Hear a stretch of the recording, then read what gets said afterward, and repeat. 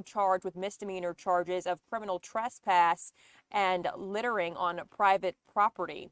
Officials say all the teens were arrested at the scene.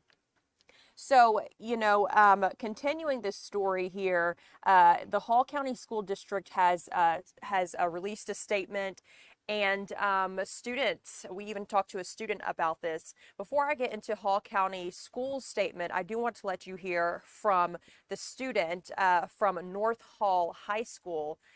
She actually, we don't have that sound right now, but she just pretty much said that he was a great mentor, and the community is going to miss her. And we'll get that sound for you a little later. But let's talk about what the school district said. So according to the Hall County School District, Hughes was a teacher at North Hall High School. He was listed as a math teacher on the school's website there. The school's Fellowship of Christian Athletes posted on its Facebook that Hughes was also a golf coach at the school as well. So the school statement, they say, quote, "Our hearts are broken. Jason Hughes was a loving husband, a devoted father, a passionate teacher, mentor, and coach who was loved and respected by students and colleagues. He gave us so much. He gave so much to so many in numerous ways. Our hearts and prayers go out to his wife and family, and we ask that the media and the public respect their privacy as they grieve." So again, a very sad story here. Some teens charged for the death of this Hall County teacher. He died during a prank here. So a very sad story here out of Hall County. Moving now to some other local headlines this morning. A family of 9 has been displaced after a fire in Clayton County. So some details about this fire. The American Red Cross says they've assisted 19 people after a massive residential fire destroyed a home and storage building on King George Way in Clayton County. This happened early yesterday morning. They say the intensity of the fire was felt throughout the neighborhood. We spoke to a guy who lives nearby. His name is Henry Smalls. He said he heard propane tanks exploding as firefighters worked to contain the blaze. He said it just sounded like a bomb. And after he heard the explosion in the back of the house, the whole house went up into flames. Chief Tim Sweat said that nearly 24 firefighters, this is out of Clayton County again, responded to the scene. And despite a quick arrival, the conditions made an interior attack nearly impossible. The chiefs said, they pulled attack lines off the first arriving fire apparatus and tried to gain access into the residential home itself. However, heat and extensive amount of flames there quickly pushed them out.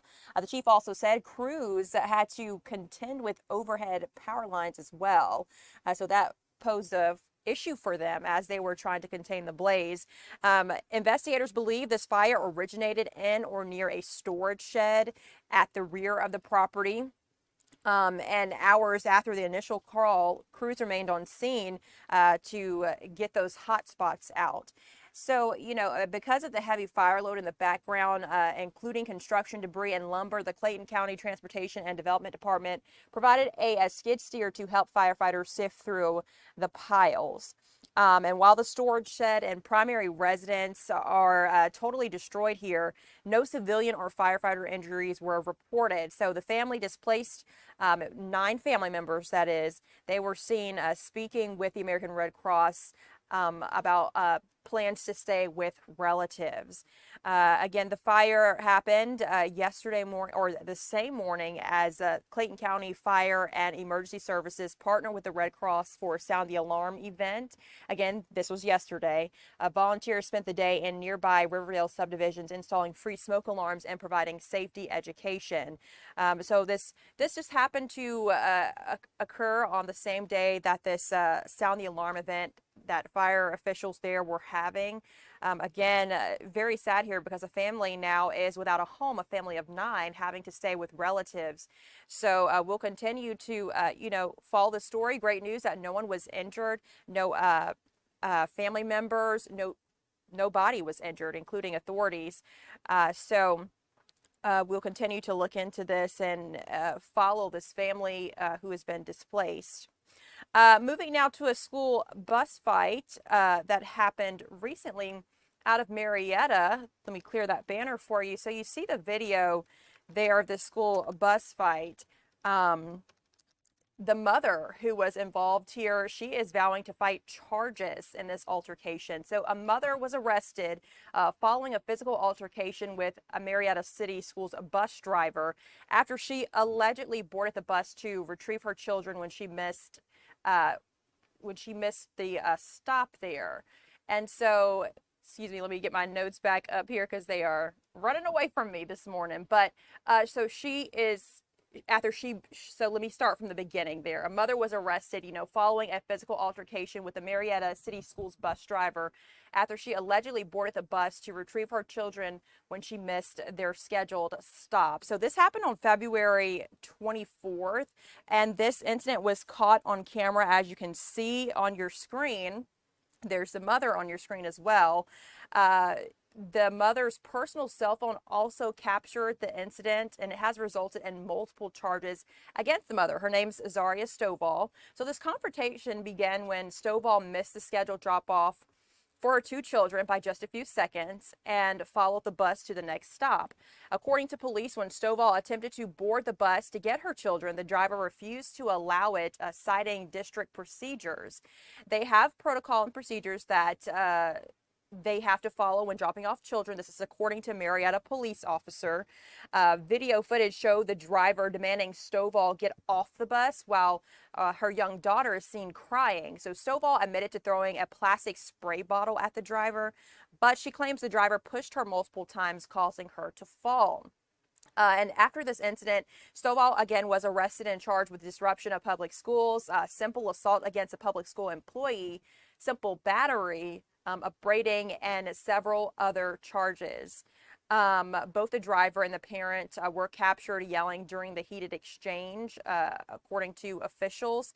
What's next here for Stovall? She says she intends to fight the charges that she faces, claiming the police report is inaccurate regarding who initiated the physical contact. She noted that since the altercation, a different driver has been assigned to her children's bus route. So here, the story out of Marietta, a parent is saying that she will fight those charges that she is facing in this school bus altercation that was caught on surveillance video and her phone and Stovall's phone. And again, she's facing numerous charges here, including criminal trespass and violence on a school employee. Moving now to Acworth, a bar security guard there was killed recently after reportedly protecting a woman.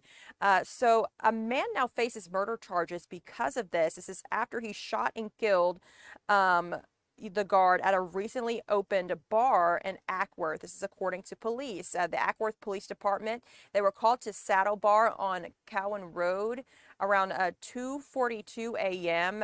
Yesterday morning after receiving reports of a person who had been shot. Now, the bar posted a statement on its Instagram, and that full statement is on our website.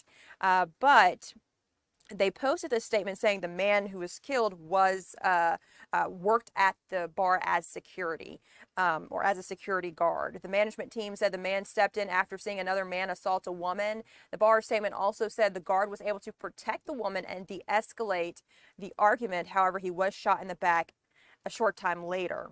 Authorities identified the suspect there as a 25-year-old Daniel Parsons of Douglasville.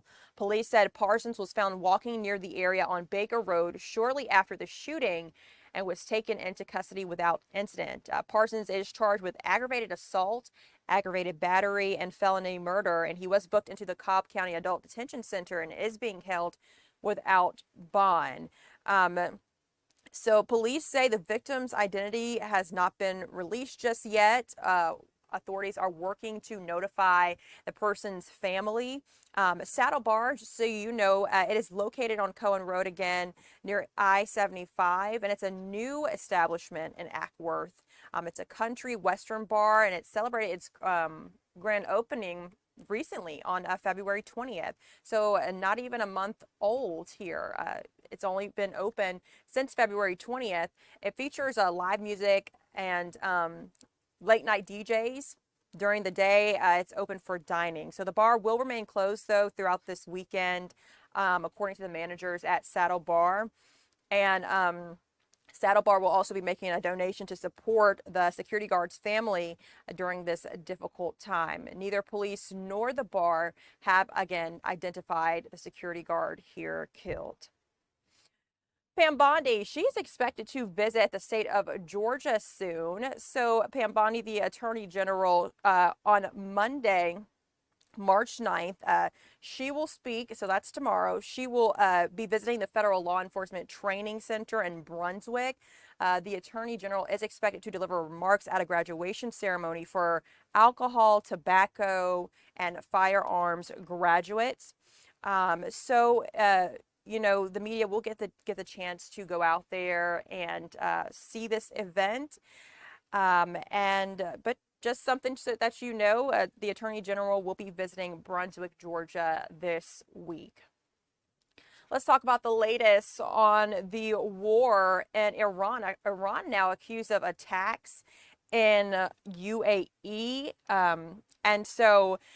This happened earlier this morning. So Israel today struck southern Lebanon, Beirut, and an oil storage facility in Tehran. This as the war in the Middle East keeps escalating. And Iran is accused of attacks in the UAE. Now, Prime Minister of Israel, Benjamin Netanyahu, promised many surprises for the next phase of this conflict. Iran also hit a plant in Bahrain. Earlier today, Iran's foreign minister said a U.S. airstrike actually damaged an Iranian plant, and he warned that in doing so, the U.S. Set the precedent and not Iran. This infrastructure, this plant is critical for drinking water supplies in parched deserts of the Gulf. Again, that plant in Bahrain. An Israeli attack on an oil storage facility in Tehran also sent up pillars of the fire that could be seen. Some video that we saw on other news media outlets, but as a glow against the Saturday night sky. So you could actually see that being lit, lighting up the sky. It appeared to be the first time a civil industrial facility had been the target in a war. Again, this war erupted on February 28th. And this was after the U.S. and Israel both conducted this joint attack and hit Iran. So the war has so far killed at least 1,200 people in the Islamic Republic, more than 300 in Lebanon, and around a dozen in Israel, according to officials. And then also we know that 6 soldiers, at least 6 American soldiers, have died, and I'll share a little more about them in a few minutes. But let's talk about the oil and gas prices first here. So we do know that oil prices are soaring. Trump is downplaying the need to tap the strategic petroleum reserve. These oil prices, as you know, have been soaring in the week since U.S. and Israel launched their war against Iran. President Trump saying yesterday he downplayed the idea of turning to American Strategic Petroleum Reserve to ease the pressure here.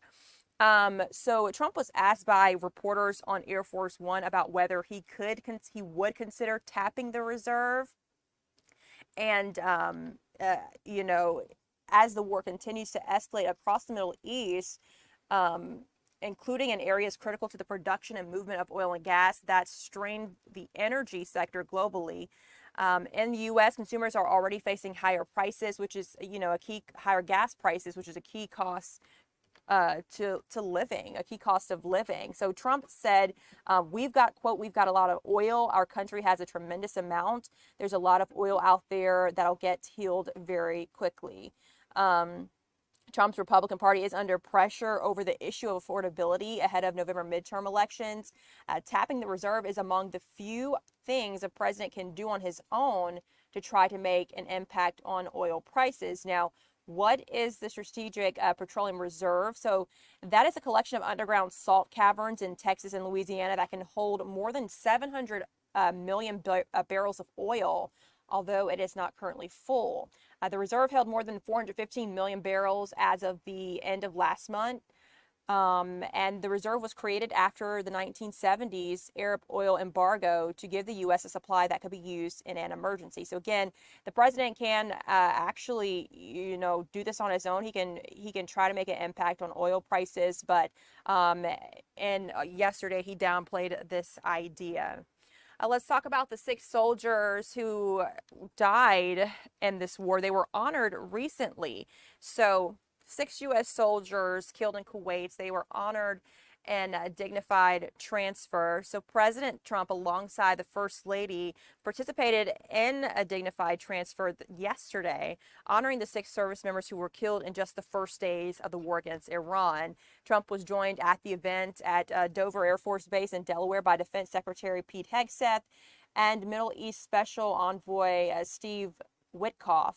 So all 6 service members died in an Iranian drone attack in Kuwait on March 1st.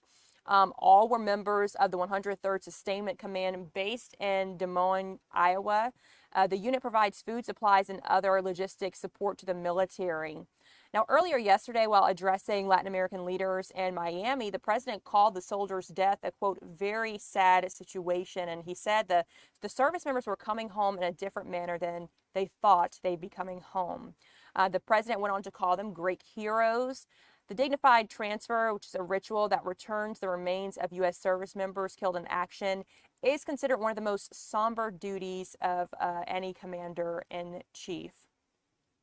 We do know there's a plan in place to evacuate Americans in the Middle East. So the conflict in Iran has more Americans making their way back home from the Middle East. This week, with the help of the State Department, federal officials say more than 28,000 Americans have evacuated the region so far. So the State Department says they've completed more than a dozen charter flights to get Americans back home. And the State Department was essentially leasing a Patriots plane to get the job done. That plane landed in Washington yesterday, just one of the planes getting the Americans back. Overall, the department says since last weekend, again, more than 28,000 American citizens have returned to the U.S. from the Middle East, including a group of Maryland high school seniors who are on a class trip over there. So scary situation for them. To be over there during this time. Some airlines are gradually resuming flights. And so this should give Americans still in the region some more options if they are looking to leave. Some private organizations are stepping in too. The State Department is also waiving fees for Americans evacuated on chartered flights. Typically, the department requires reimbursement for these costs. So that's one less thing evacuees have to worry about. Your time right now is 9:19. When we come back, we're going to take a look at your forecast for this Sunday morning.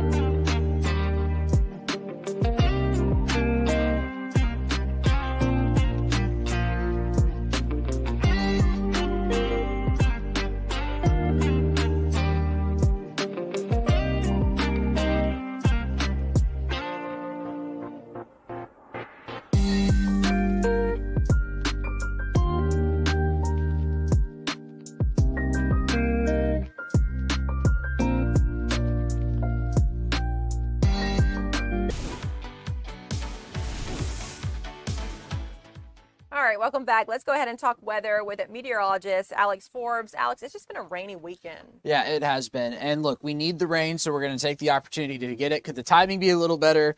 Yes, probably, but when we see more rain, it's going to be through the week ahead, and next weekend looks dry. So we'll take the win where we can get it. And we're going to continue to look at showers here across Metro Atlanta and North Georgia for the next little while. Check out Fox 5 Live Viper right now. Not a whole lot going on, but with the heating of the day now, I'm expecting to see some blossoming of the showers here through the afternoon hours, some of which could be heavier at times, maybe even a storm or two by the time we get to the afternoon. Broke some records yesterday.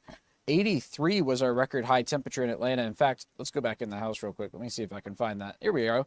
Here are our new records set. So for the past 3 days, we have either tied or broken records. We tied the record on Thursday and then broke it on Friday and Saturday. And it wasn't by a little bit. It was by 3 degrees on both Friday and Saturday. The old records were 80 and we hit 83 both afternoons. Now today, we're only going to make it to about 72, right? So we're not coming close to those 80-degree marks. Into the night tonight, sunset is at 7:40, but who's counting? I am, right? Daylight saving time began through the overnight hours, so yes, it is 9:23. It is not 8:23 right now. Of course, counting down the days to spring.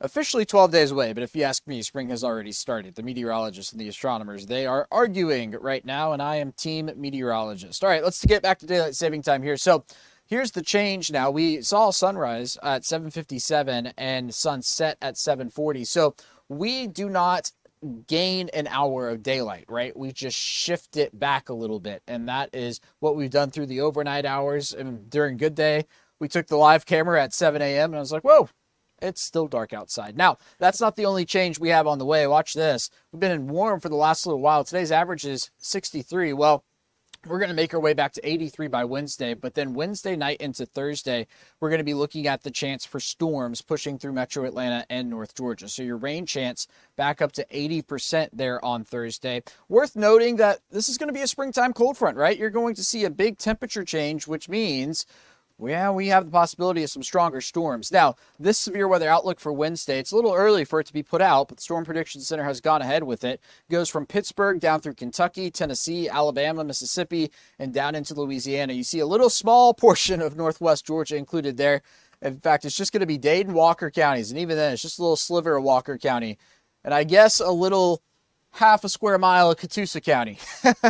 But look, I mean, I'm showing you this to say that the bulk of the severe weather threat on Wednesday is going to be to our northwest. We're going to kind of get the remnants, if you will, Wednesday night into Thursday. So an 80% chance of storms Thursday morning. We go from 83 to 61 in terms of high temperatures, but we slide all the way to 41 by the time we get to Friday morning. So that shows you the powerful cold front that's sliding through, but the cooler weather not here to stay. We'll be back to 77 by Saturday.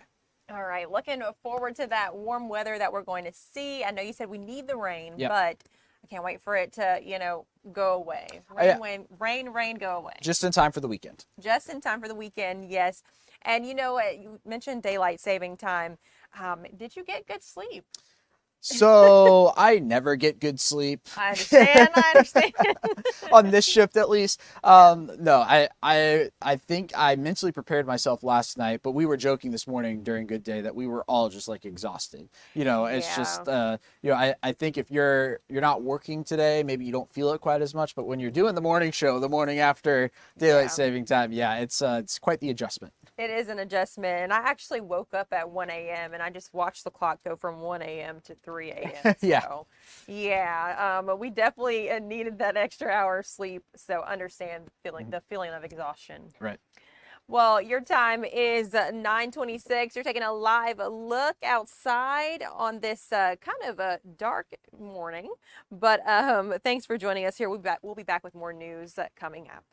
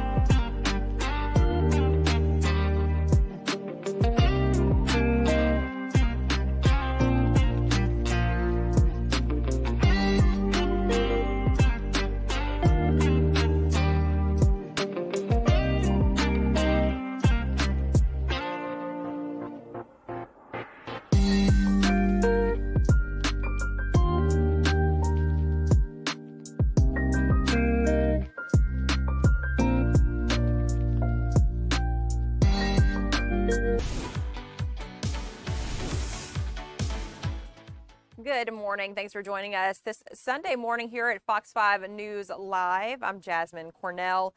A woman was recently killed and a bystander shot. This happening and not too long ago. I'll give you the exact date in a minute. But two people are in custody. Atlanta police are investigating this incident. It happened on Friday evening.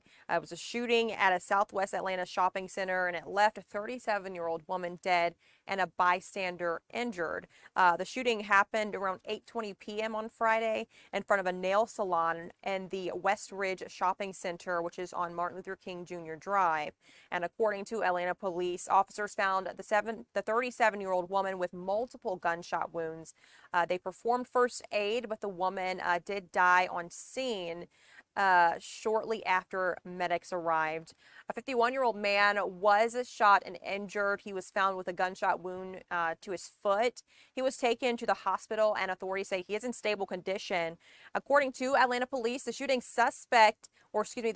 appears to be the result of a dispute between known parties regarding a situation that happened several days ago.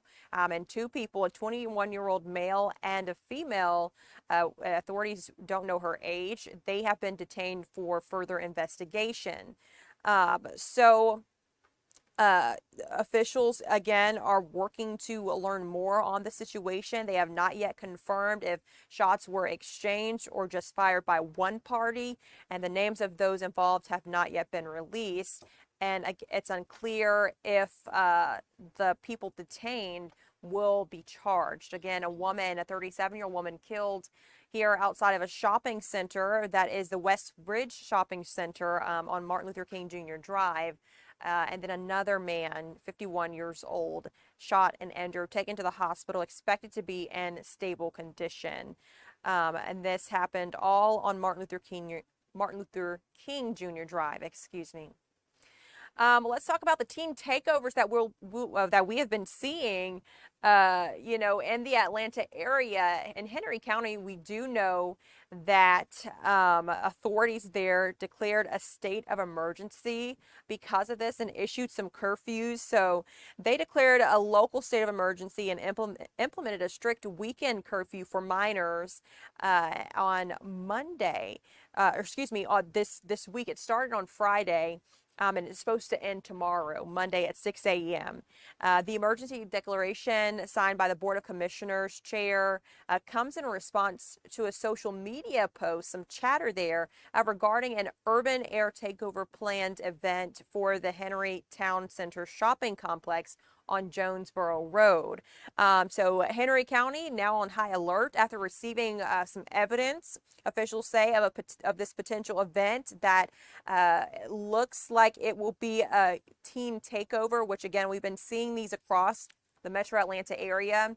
And the past incidents, authorities say, have resulted in property damage, injuries, and illegal weapon use. So Henry County officials just wanting to put a stop to this before it even happened. So again, that curfew started on Friday at 7 p.m., a mandatory curfew in effect for everyone under 18. And the restriction covers all of Henry County and will remain in place until tomorrow at 6 a.m. Henry County Police confirmed that specialized units will be out, and they are out in full force to ensure shopper safety there. Violators of the curfew may be detained by law enforcement until they can be released to a parent or guardian, and they could also face transport to a teen intake or Henry County jail. So again, like what I said, we've been seeing these teen takeovers across the area. This trend has caused some significant disruption across the area in recent months. We do know that last weekend, hundreds of teens swarmed the Beltline near Ponce City Market in Atlanta. And then similar events happened at the Battery in Cobb County the weekend prior and at Atlantic Station in December. So these previous incidents led to more than 24 arrests, and charges in those cases included illegal possession of weapons, drug offenses, participation in riots, aggravated assault, and terroristic threats charges. So law enforcement and even local residents speaking out about this, expressing a zero tolerance stance on this. So let's talk about the curfew rules before I wrap up this story, because the county has released some rules. Again, started Friday at 7 p.m., will end tomorrow at 6 a.m. And here's some specific instances where a minor is exempt from the curfew. So if a minor is accompanied by a parent, guardian, or authorized adult, if on an errand directed by a parent or guardian, if you're seeking medical treatment or involved in an emergency, if you're returning directly home from a school activity or recreational event, if you're returning directly home from lawful employment, if the minor is emancipated, and if the minor is on the sidewalk directly abutting their own home or neighbor's home. Provided the neighbor has not complained here. So these are just some instances where the minors are exempt. But if you do not fall in any of those categories, you do have to abide by that curfew and the rules. 7 p.m. It started on Friday and it goes until 6 a.m. And this goes for all of Henry County and for those under the age of 18. A Georgia ER nurse is battling a paralyzing injury, and there she is on your screen. We were able to talk to her, and we do have information on how you can help, but let's get into her story. 5 months after a traumatic injury changed her life, Villa Rica emergency room nurse Katie Bullard, she's just looking toward the future here with a new goal: stem cell therapy. So, Bullard was celebrating her 28th birthday in the Dominican Republic last year when a split-second decision led to her breaking her neck and suffering from a spinal cord injury. She says she had forgotten that they were on a sandbar, and she just dove straight off the boat into the water, 3 feet of water, and she broke her neck in multiple places. The injury left Bullard paralyzed, but a GoFundMe organized by friends allowed her to return to Atlanta via a medical transport plane. And after undergoing surgery, she did begin a grueling recovery process, and it included months of physical and occupational therapy. She is scheduled to return to the Shepherd Center next week to begin outpatient treatment. But, you know, for Bullard, the reality of life as a paraplegic involves challenges that many do not see, she says. She told us, you know, people think, you know, if it's just I can't move my legs, I can't move my arms. She said it's a whole lot more than that, and it's emotional, it's physical, and mental. And so Bullard is currently raising money to pursue treatment, noting that even the smallest help would benefit her. Throughout her journey, she said that the support from her friends and family in the community has been overwhelming, and she remains hopeful that her story will serve as inspiration to other people. So how you can help, you could just head over to our website, fox5atlanta.com, and that's where we have this story and her GoFundMe link. Again, this is a Georgia ER nurse, is just struggling with a back injury, and she has a new goal of getting stem cell therapy. But, you know, we wish her well on her recovery journey, and wish her a fast recovery. If you want to help her, you can go over to our website for her GoFundMe page. That is Katie Bullard there. This story has gained nationwide attention, and it's a very big story out of Valdosta, Georgia. So Kendrick Johnson's family has filed a lawsuit, a $10 billion lawsuit against federal judges. So if you don't know about this story, I'm going to get into the background of it.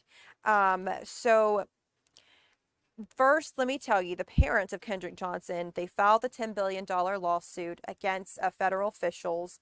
They claim the court system is protecting those responsible for their son's death. So Kenneth and Jacqueline Johnson allege that federal judges and the Northern District of Georgia joined an ongoing conspiracy to cover up the 2013 premeditated murder of the Valdosta teenager. The lawsuit was filed on March 3rd, and it names the Chief Judge Lee Martin May and some other leaders.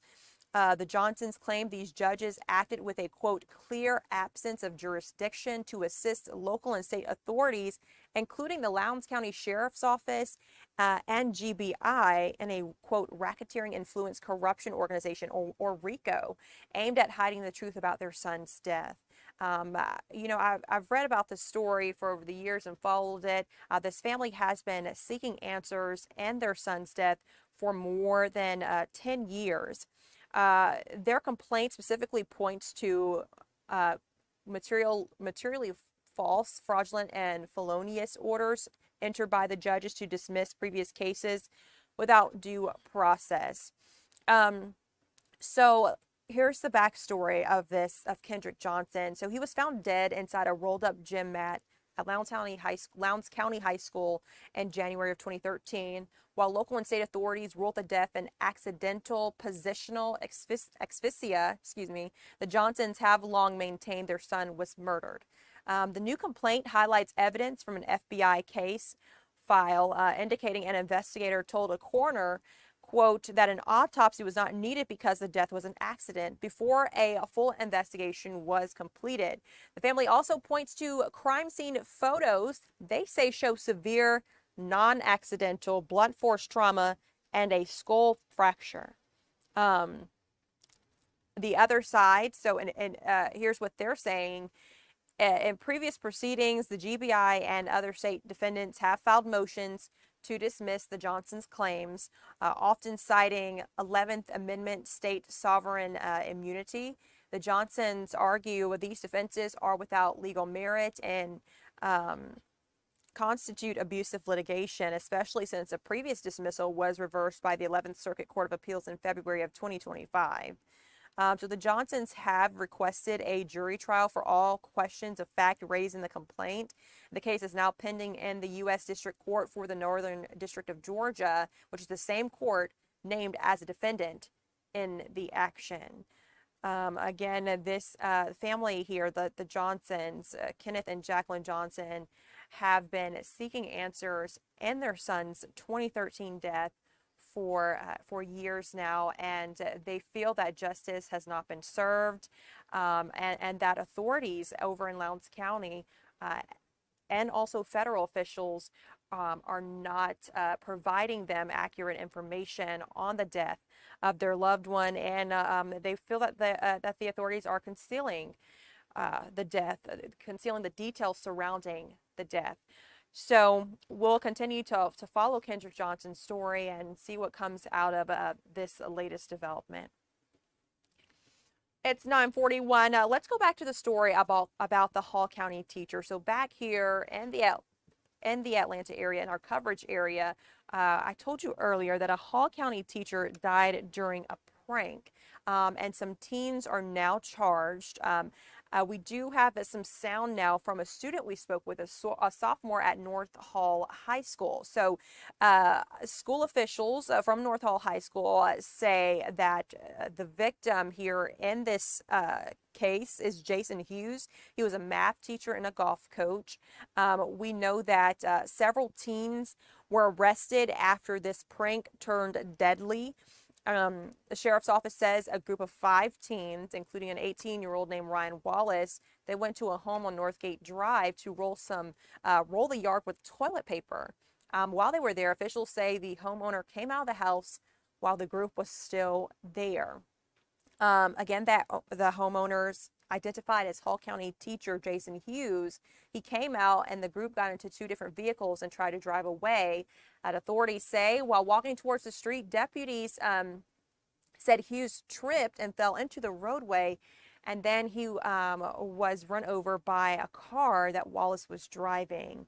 Wallace, 18-year-old, is charged. There's some other teens charged here, and they have been identified by police as Elijah Tate Owens, Aiden Hucks, Anna LeCue, and Ariana Cruz. Those teens are charged with misdemeanor charges of criminal trespassing and littering on private property. But officials say that, these teens were arrested at the scene. Let's go ahead and take a listen to a student that we spoke to who knew the Hall County teacher. Can't be real. Like this, there's no way this happened. I just saw him this week, and I mean, I went to take a test and I borrowed a Chromebook from his room. There's no way this is happening. Life is so precious, so you never ever should take it for granted. So just go hug your loved ones. Again, that was Olivia Williams. She is a sophomore at North Hall High School. And again, she, just saying that in other sound that I heard from her, she was saying that he was such a compassionate teacher, and very sad to hear the story that he died from. He died during a prank from teens in that area and that neighborhood. The Hall County schools has released a statement there too. And they say, quote, "Our hearts are broken.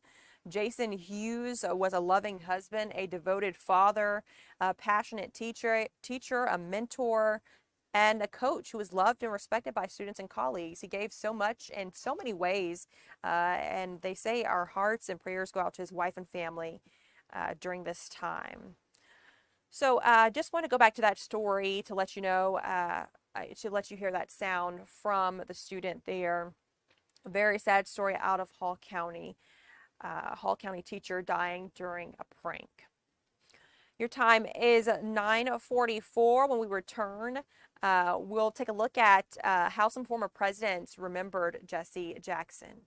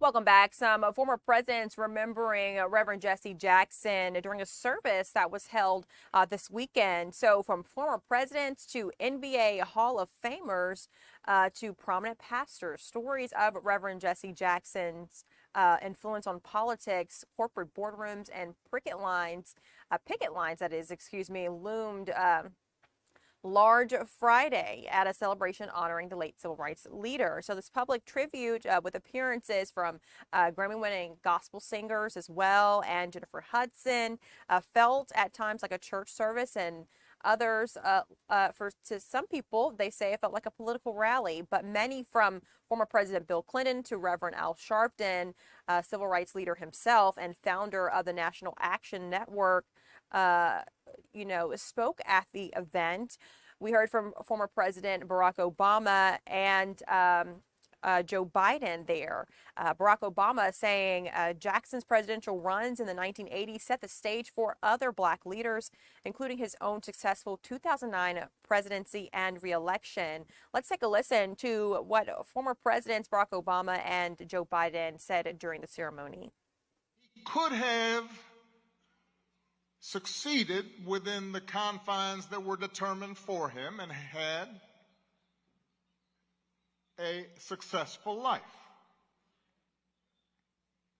But like so many of his generation, so many extraordinary civil rights leaders in the late 50s and 60s, that Joshua generation, he instinctively understood that individual success meant nothing unless everybody was free.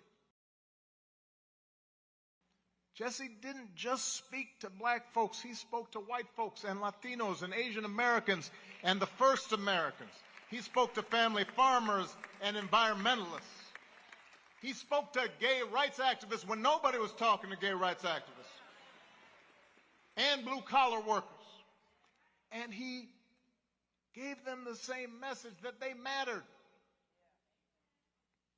that their voices and their votes counted. He invited them to believe. He invited us to believe in our own power to change America for the better. And it was because of that path that he had laid, because of his courage, his audacity, that 2 decades later, a young black senator from Chicago's South Side would even be taken seriously as a candidate for the presidential nomination.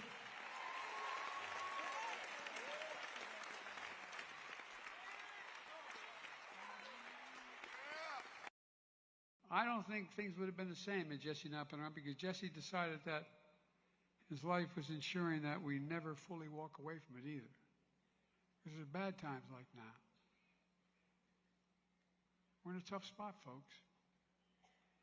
We got an administration that doesn't share any of the values that we have. And I don't think I'm exaggerating a little bit. So, he knew who we were at our best, and he simply refused to let us off the hook as a party, as a nation, or as individuals. The whole point of what I'm trying to get at here is that, you know, Jesse did it really well. You got to know people. You got to understand what's on their mind. You got to kind of speak to them. You got to be able to talk to them. And above all, Jesse always sought common ground. Of course, he preached hope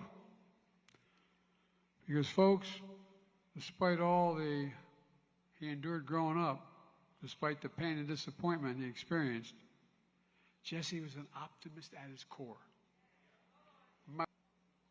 He's gone. He's gone. But only I can tell you from experience of losing so many people in my family, the day will come when his memory brings a smile to your lips before it brings a tear to your eye. It will come. It will come. The point I'm making is, the more we know one another, the more we understand what we're going through. There's enough decency and human nature in this country to reach out, to help.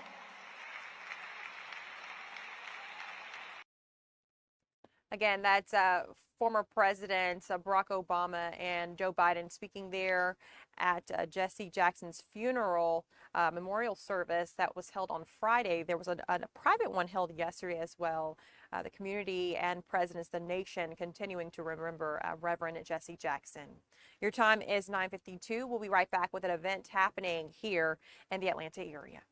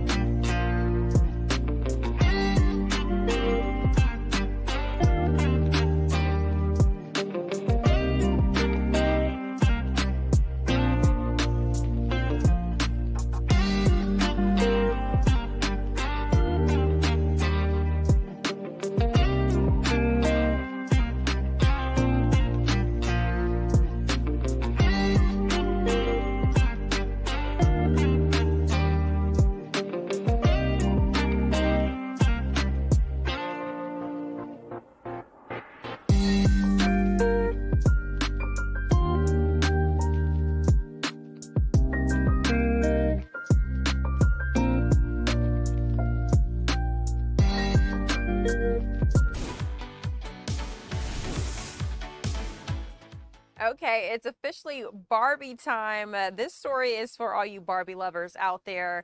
Barbie Con is happening today. It starts in just a few minutes. We're going to get out to our Eli Jordan, who's at Barbie Con and has a little bit of what you can expect today. Hey, good morning, Jasmine. Yeah, I'm out here at CCS Charlie's Collectible Show, 6009 Memorial Drive. You come on out here and check it out. Starts opening up at 10. People are getting their final touches ready to show off their Barbies. It's Barbie Con. 67 years ago tomorrow, Barbie was introduced to the world and has become a multi-billion-dollar industry. And join me right now is Brandon Galvin with the CCS. Hey, Brandon, how you doing? Hi. Good to have you back. How are you? I'm doing all right, And so, tell me what's going on today. So we had our second annual Barbie Con. We did this last year with a great fan participation and that kind of thing. Today we've got over 50 vendors that are selling exclusive, antique Barbies, just passionate collectors. Come to celebrate National Barbie Day, which I believe is Monday. And so, people come out here and it's free of charge, correct? Absolutely. It's free to come into Charlie's Collectible Show Atlanta. We're always open on Friday nights, Saturday, and Sunday.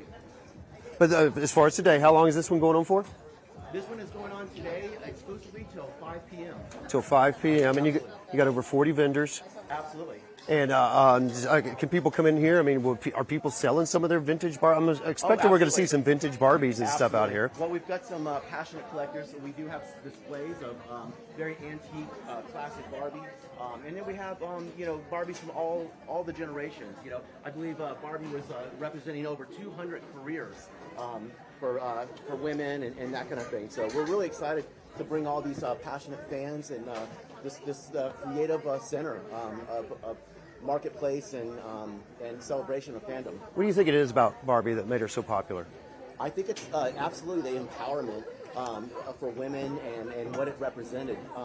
To all women, whether young, old, that kind of thing. I think that it's just been a phenomenon, and I think that it's been something that just really pushes people to basically be to celebrate, career empowerment and encouragement. As you said, over 200 different careers, from astronaut, president, even Yes. TV reporter and stuff. Absolutely. And they even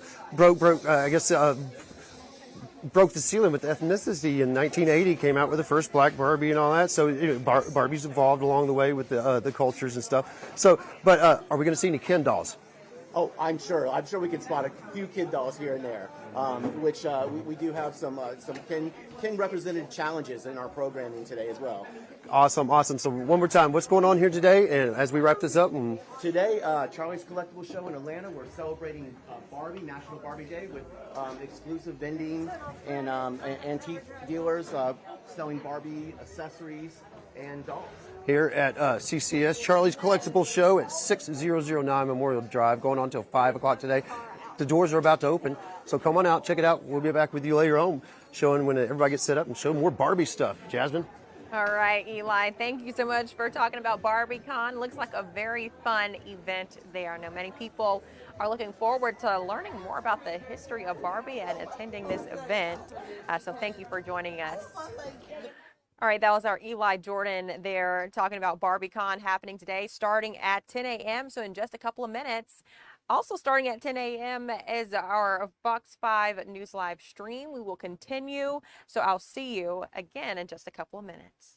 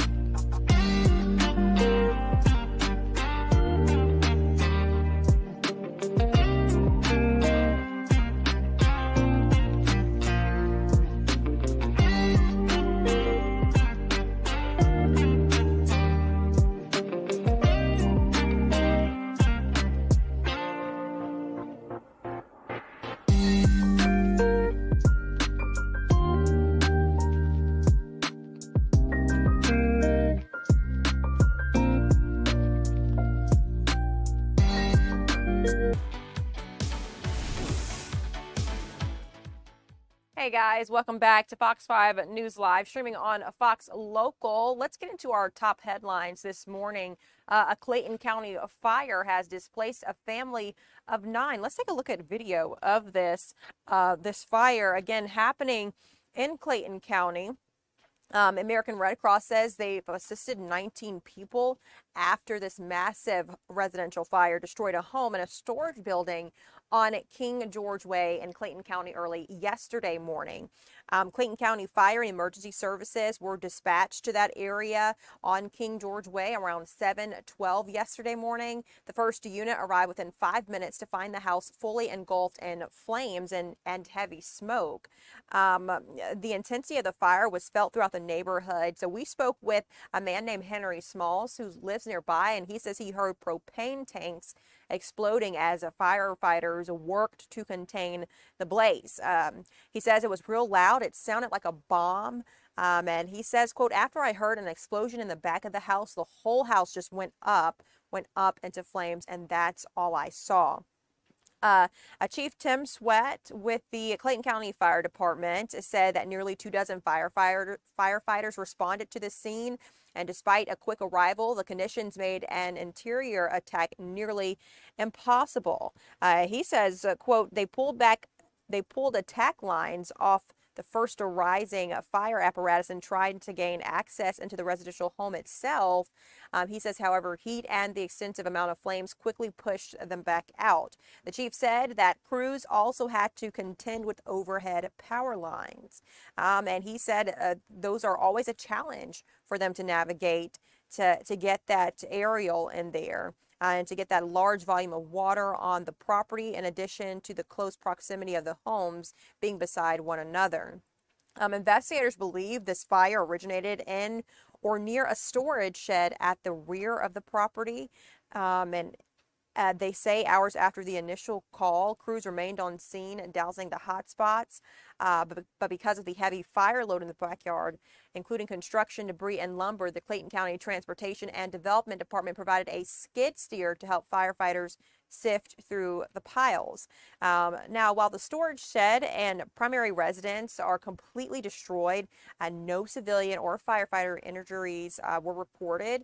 The displaced family of 9 was seen speaking with the American Red Cross about plans to stay with relatives, and we do know that the American Red Cross does help families in these situations, and so we'll be helping this family.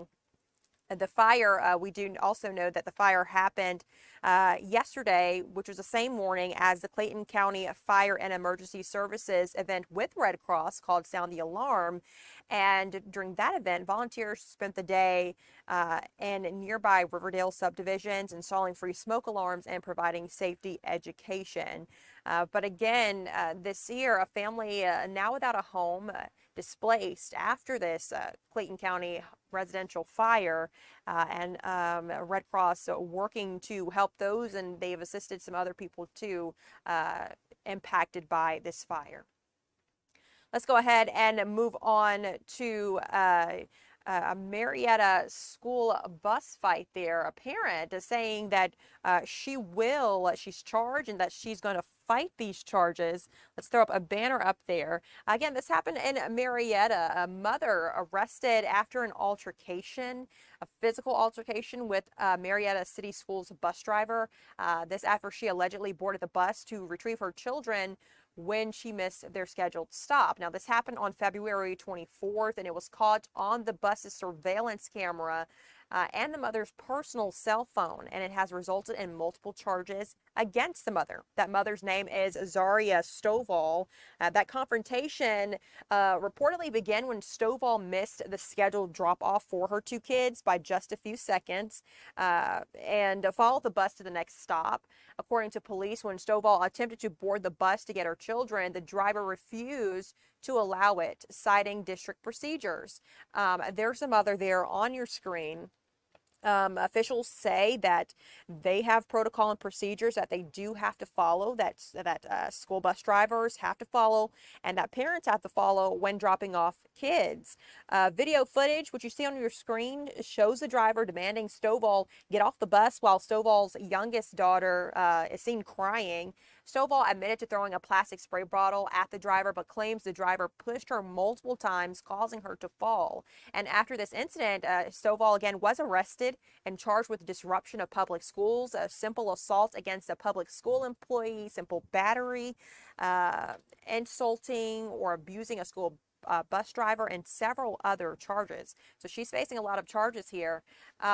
Both the driver and the parent were captured yelling at each other during the heated exchange. So what's next here for Stovall? She is vowing to fight these charges. She says she intends to fight the charges, claiming the police report is inaccurate regarding who initiated the physical contact. She noted that since the fight there, a different driver has been assigned to her children's bus route.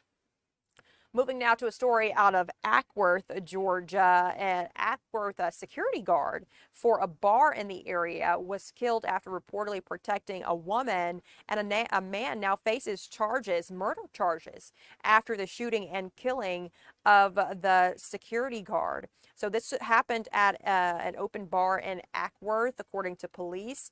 Officials with the Acworth Police Department were called to Saddle Bar. That's what you see on your screen there, which is on Cohen Road. And they responded around 2:42 in the morning yesterday after receiving reports that a person had been shot. Police said that officers arrived within minutes and found a victim suffering from a gunshot wound. That victim identified as the security guard.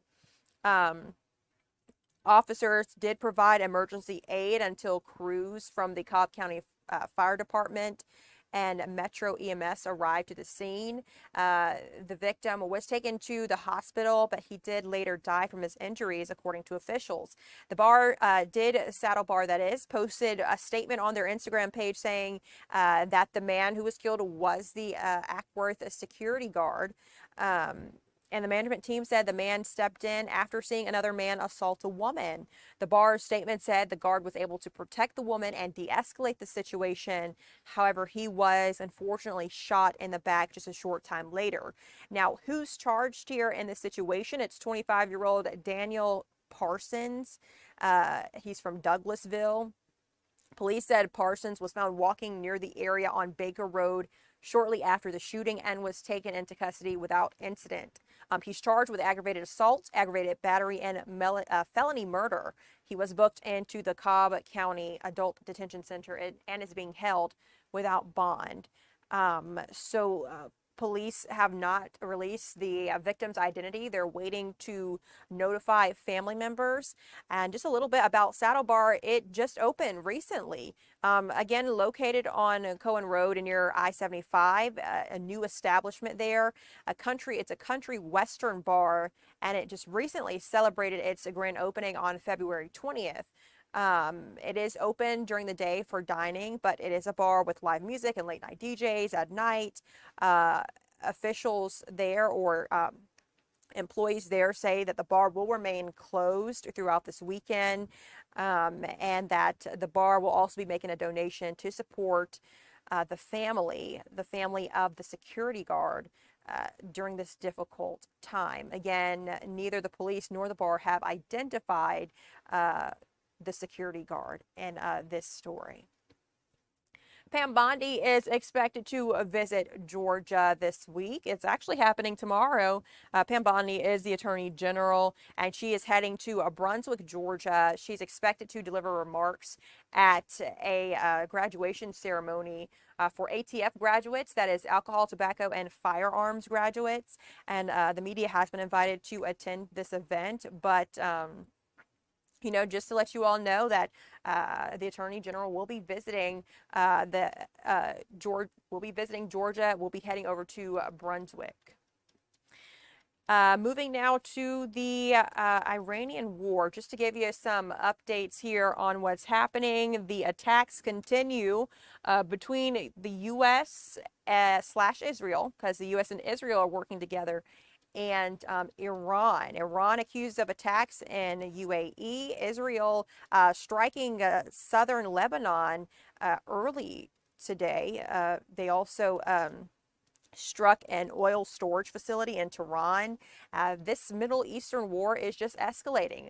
Prime Minister Benjamin Netanyahu says he promised many surprises for the next phase of the conflict. We also know that President Trump has also said attacks will continue in this war.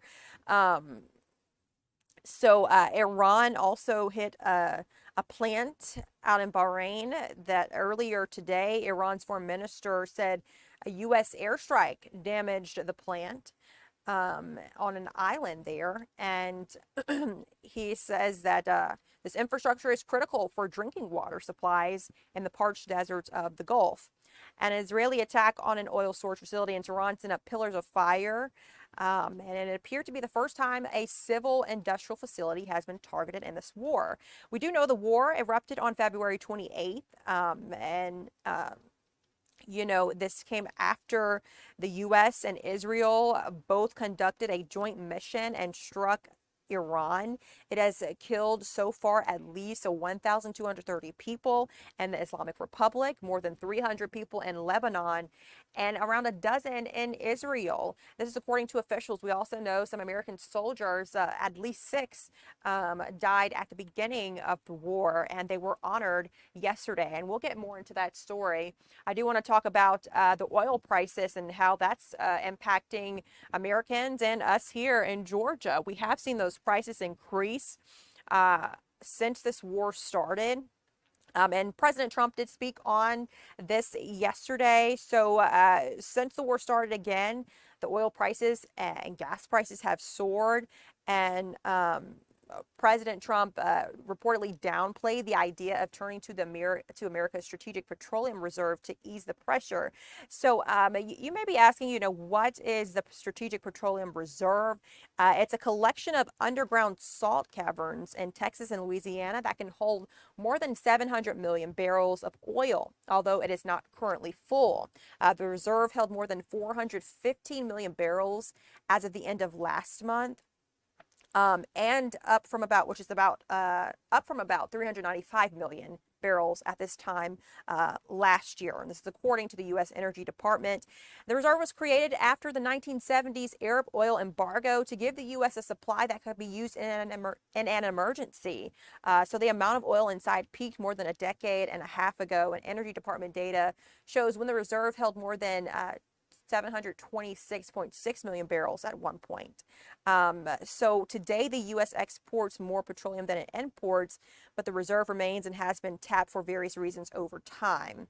Now, again, Trump was asked by reporters on Air Force One yesterday about whether he would consider tapping the reserve. And he just downplayed the question, saying, quote, we've got a lot of oil. Our country has a tremendous amount. There's a lot of oil out there, and that'll get healed very quickly. We do know also that tapping this reserve is among the few things a president can do on his own to try to make an impact on the oil prices across the nation. Let's talk about those 6 soldiers who died and who were honored. So they were killed in Kuwait, and they were honored during a dignified transfer yesterday. President Trump was there alongside First Lady Melania Trump, honoring 6 service members who were killed in the first days of the war against Iran. So Trump was joined at the event at Dover Air Force Base in Delaware by Defense Secretary Pete Hegseth, and also Middle East Special Envoy Steve Witkoff. All 6 service members died in an Iranian drone attack in Kuwait on March 1st. And all were members of the 103rd Sustainment Command based in Des Moines, Iowa. The unit provides food, supplies, and other logistics support to the military. Earlier yesterday, while addressing Latin American leaders in Miami, the president called the soldiers' death a, quote, very sad situation. And so he said the service members were coming home, quote, in a different manner than they thought they would be coming home. So the president went on to call them great heroes during this ceremony. And just a little bit of information about the dignified transfer. It's a ritual that returns the remains of U.S. service members killed in action, and it's considered one of the most somber duties of any commander-in-chief. We do know that the State Department says that they have been working to evacuate Americans. They're saying now more than 28,000 Americans have been evacuated since the war. You know, we know that the conflict has been making it difficult for Americans to get back to the U.S.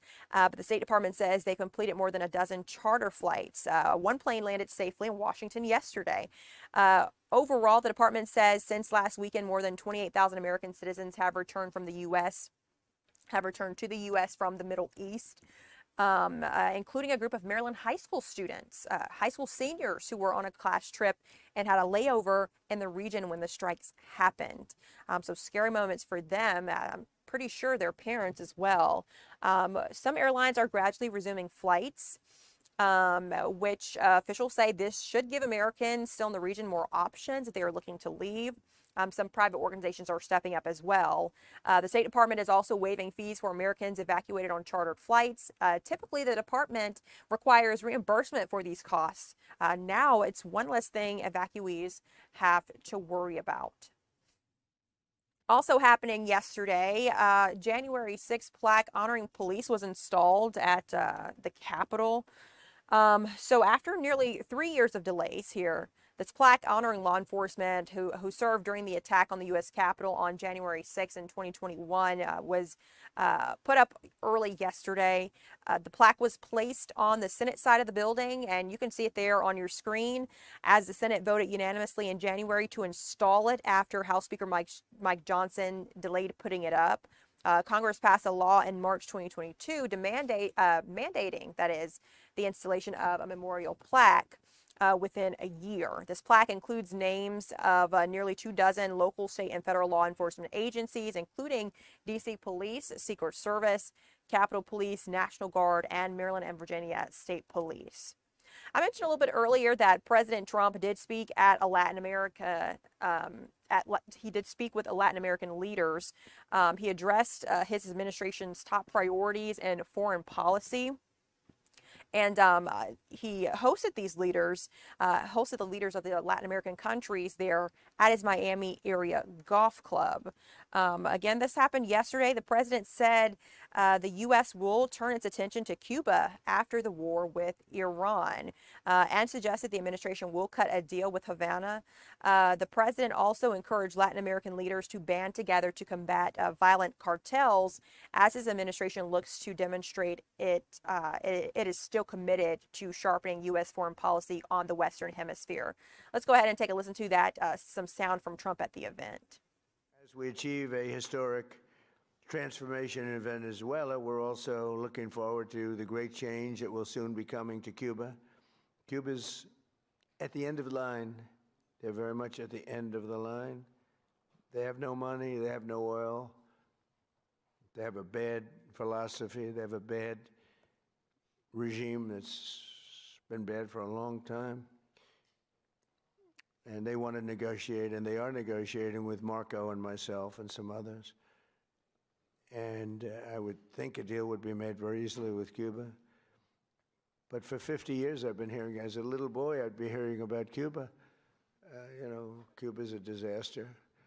But I've been hearing so much about Cuba. But Cuba's in its last moments of life, as it was. It'll have a great new life, but it's in its last moments of life the way it is. And but our focus right now is on Iran, and we'll do that. I would say, what will you do? Take about 2 days off, Marco? No, he won't. Maybe an hour. He'll take 1 hour off, and then he'll finish up a deal on Cuba. That'll be an easy one.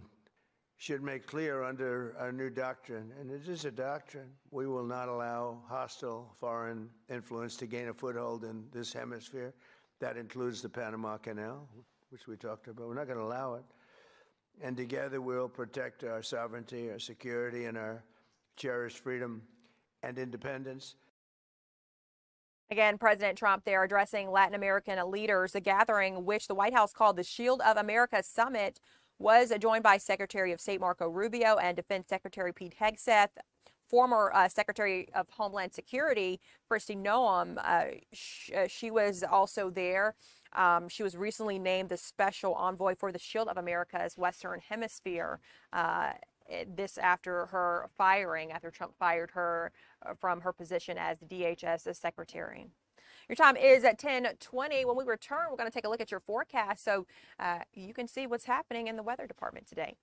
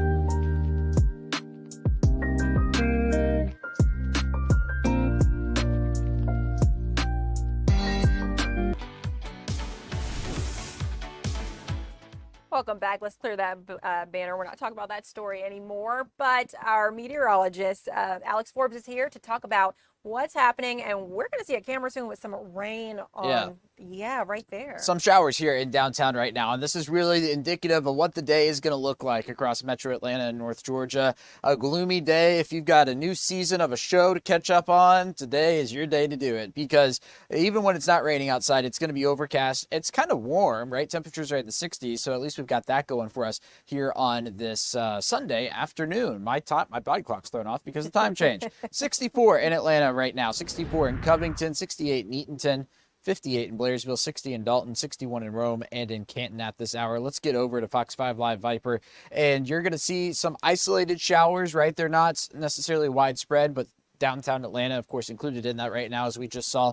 And I think we're probably seeing some mist and sprinkles in spots where even the radar might not be reflecting green at this hour. Take a look back into Alabama. There is more where this came from, right? We're going to be looking at scattered showers here through the day today, and I expect to see that radar begin to fill in here through the afternoon. So the opportunity for rain will be around, maybe even a couple of storms later in the day as temperatures get into the low 70s, and that is about it here for this Sunday afternoon. Let's time it out hour by hour.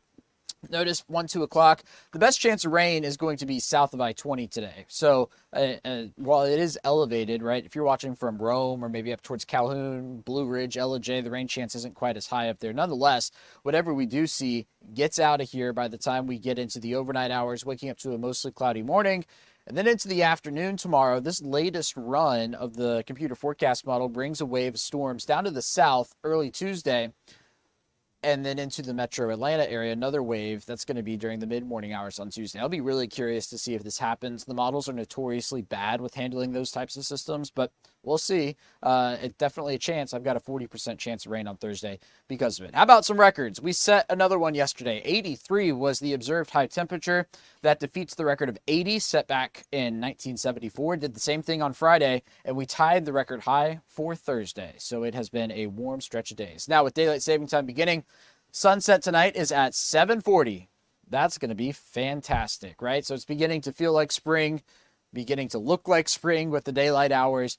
It will course correct, though, by the time we get to Thursday. Look at that, a high temperature of 61. That's going to be courtesy of some storms early Thursday morning. In fact, we already have a severe weather outlook for really Wednesday, right? So that goes from the Pittsburgh area down to Louisiana. Parts of northwest Georgia included in that, a very slim part.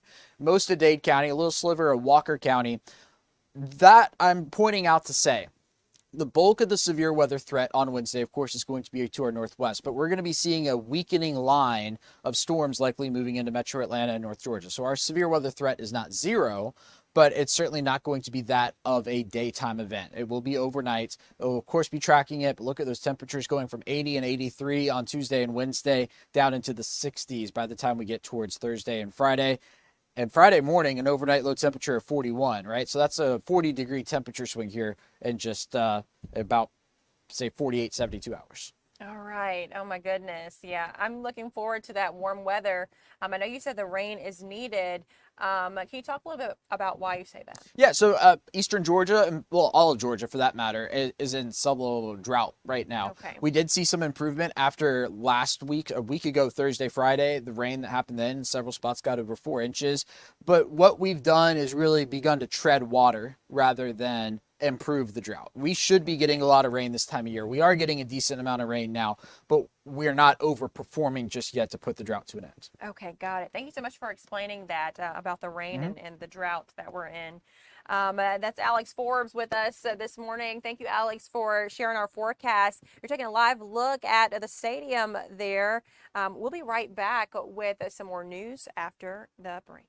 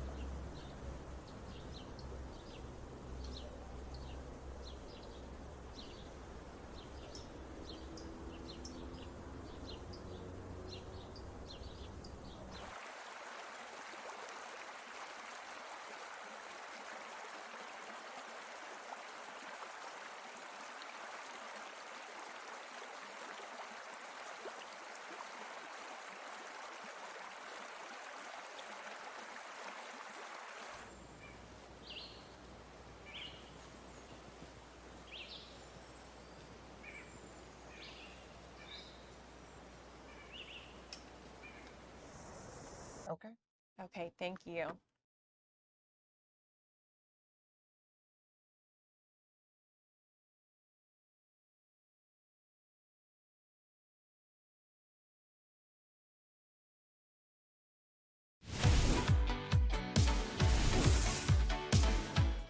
Welcome back. I'm Jasmine Cornell. Your spring allergies, how do you nip them in the bud? We have a CVS pharmacist that is named Yemi Falakan. She joins us on Zoom here to talk about how you can address your spring allergies. Thank you so much for joining us. Thank you for having me. Yes, so, talk first about the current pollen conditions and how it's affecting people. So right now our current pollen conditions are medium high to high. So if you've been out over the last couple of days and you have any allergies to pollen, then you're more likely starting to feel those effects. If you are like me and forgot to start to take any of your antihistamines or whatever therapy you use currently for your pollen allergies, then more likely you start to feel either some itchy throats or some itchy eyes, or if you can hear from my voice, some soreness in the throat. So hopefully you are ahead of the game. Oh no, the allergies got you. I hope you feel better soon. Absolutely. Thank you. Now, what symptoms should we be on the lookout for when it comes to spring allergies? Great question. So for many people who have allergies to pollen, for example, or even pet dander, usually the symptoms that you start to experience, like I mentioned earlier, itchy eyes, itchy throat, stuffy nose, runny nose, scratchy throat, or you start to see the sneezing. A lot of times some people also experience some watery in eyes as well, some redness. There are a few people that there's something called the shiner, where you actually start to experience like that darkness under your eyes as well. So those are a few of the symptoms that you can start to expect if you do have allergies, especially to pollen. Now, if you're not sure if there are allergies to pollen, of course, see your healthcare provider. Now, what over-the-counter medicines or remedies can help?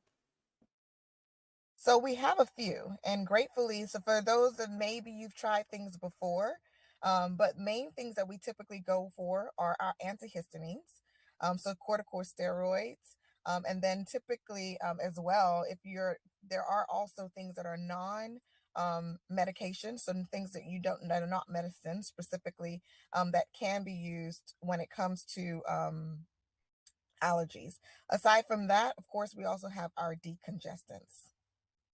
You so much. And when you cough nowadays, people think you might have COVID, the flu, a cold, just so many different illnesses out there. So how can you tell the difference between your spring allergies and a common cold? Such a great question. And a lot of times you can't tell initially. So if you are not someone that has had allergies before, I would definitely suggest speak to your provider. We as pharmacists, especially if you go to any of our CVS pharmacists, we're always happy to go over the symptoms. Many times when it comes to allergies, it is all symptom relief. So we are addressing the symptoms that are addressed with allergies. Now, if you have allergies, we want to go ahead and start now, maybe a week ago, if you were prepared for it, but a week ago when before the pollen actually hit, but there is no better time than now. So what we would recommend is first see your provider, go ahead and talk to your pharmacist. Like I said, you walk into any CVS and you can talk to the pharmacist. We are trained to discuss the antihistamines. Typically, that's the first route that we would go to is why don't you try an antihistamine? Histamines in our bodies are just chemicals that react or actually go into overdrive when it sees something that attacks our immune system, such as pollen or that pet dander. So we will typically go with an antihistamine that will block the histamine response that causes the symptoms, such as the runny nose, itchy eyes, and sometimes even that stuffiness. So first thing I would say is to try an antihistamine that we have over the counter. There are some that are prescription, but first thing will be to try an antihistamine. If you talk to that provider, especially if you go to a pharmacy, CVS pharmacy, they will also recommend if you have any stuffiness, maybe we go to a corticosteroid, such as a nasal spray that will help to reduce the inflammation that's causing the stuffiness. And then if we go a little bit further and there's congestion, talking to your provider will help to see like what will be the best first course of therapy. Typically after about 3 days of symptoms, we would then say to definitely see your provider if you're not seeing that it's improving. Thank you so much for answering all my questions. One quick tip before we conclude the Zoom, one quick tip for parents. I would say for parents, we never know when our children are going to have allergies.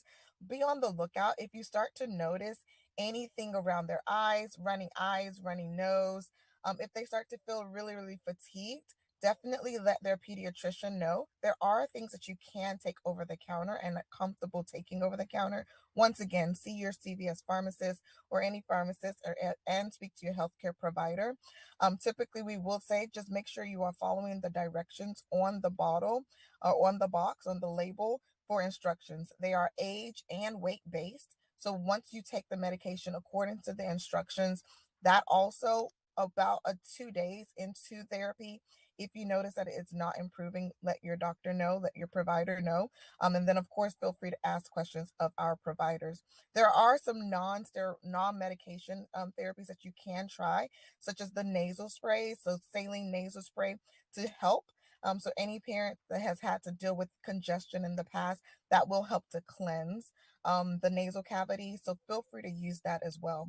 We typically say during this time of the year, if you are not sure if your child has allergies to pollen, when they go out, come back in, make sure we're putting on some clean clothes so that they're not still running around with the clothes that may already have the pollen on top of it. Thank you so much for joining us to talk about how people can nip their spring allergies in the bud. Again, I hope you feel better soon. Thank you so much. Guys, that is CVS pharmacist there for you. And so she has given us some information on how you can nip those spring allergies in the bud. Your time is 10:40. When we come back, we're going to speak with a representative on an event that was held to reach out to younger generations. You don't want to miss this the story here. Looking forward to learning more on how they're working to bridge the gap between younger generations and lawmakers when we return.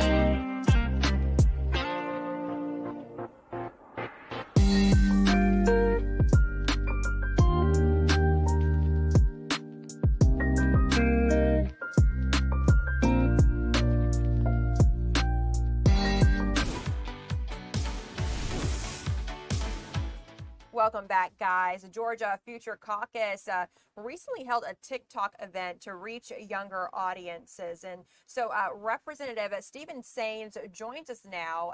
He's coming from Georgia's 180th district. Thank you for joining us to talk about this event and your initiative here.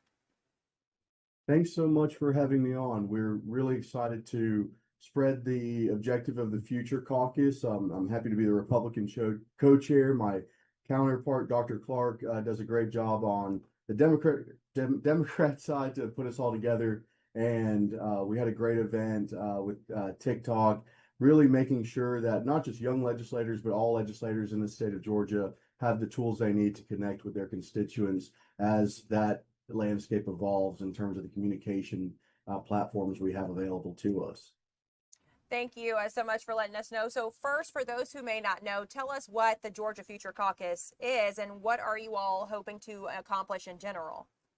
Absolutely. So people usually hear about the traditional caucuses, the Republican caucus, Democrat caucus, or majority minority, but the Future Caucus is something that is in every state as well as in DC. But specifically on the state level, there's a co-chair for each party of a young lawmaker under 45. And we specifically focus on not just the tools that young lawmakers might need in terms of their state of life to represent their constituencies well, but also the interest areas of young lawmakers in general, whether that be innovative technology. AI has been a major subject on a state-to-state level. But that is kind of the premise of it. The Georgia Future Caucus initially started about a decade ago and relaunched about 5 to 6 years ago. And so thank you so much for sharing that background. One thing that stands out about the group is that you all are trying to bring together lawmakers from both parties. Can you talk about why that collaboration is important right now? Yeah, I think I had a group of school kids visit from my area, and the first question they asked is how many times do you disagree? And I think it's important to note, Georgia, more than most, we have much more collaborative votes than we do party line votes, but definitely the more interesting or the more attention goes to what our distinctions are. I think it's especially important for lawmakers. I like to think I don't have to vote with you to work with you. And that's kind of the premise of the Future Caucus. There's areas we might disagree on, and we all come with set perspectives from our constituency and our party platforms, but I don't have all the answers to any question, and I haven't ever met anyone who does. So it's important to try to seek commonality and common ground where we can and work together. And thanks for answering that. Tell us why it's important, going back to the event that you all held on Wednesday, why it's important to have the conversation surrounding lawmakers communicating better with their constituents and the younger generations. Absolutely. What I've found is a constituent who disagrees with me still appreciates knowing fully where and why I had voted on something, the ability to give their input to me. And just like communicating to each other as colleagues, it's as much or more important to communicate to my bosses back home, my constituents, and being the furthest legislator from the district, not in even a Georgia-based news media market. It's so important to utilize every kind of tool we have. And for me, TikTok was a really neat one because it's gone through a lot of iterations. It's gone through a lot of changes. I appreciate the Trump administration's ability to really make sure that folks find it as a safe platform with the changes they've done in terms of ownership and data privacy. So it's a great tool to really ensure that our constituents have multiple ways of getting back to us, whether that be a newsletter that usually tends to be an older demographic that will respond and reply and read through that legislative newsletter, but a much younger demographic usually on social media, on Instagram and TikTok and all those other social media platforms. Now, I know you all hosted this event with TikTok. Do you have any plans to host any events with other social media platforms? Absolutely. Any tool available to legislators, we are definitely interested in looking at. We're definitely a group that will look at tools for legislators, but also policy areas that we can have common ground in. We've talked about lemon pepper a little bit this session, but also data privacy And I had a bill that had a future caucus colleague on it, which was a canine bill to ensure that there's a retirement structure for law enforcement canines. Thank you for sharing. Now, there's a lot of discussion these days about rebuilding trust in the government, as you know. So, how do you think better communication can help with that? You can't trust someone who you don't know and who you don't talk to. So the number one step to building that trust, building that collaboration is a platform of communication.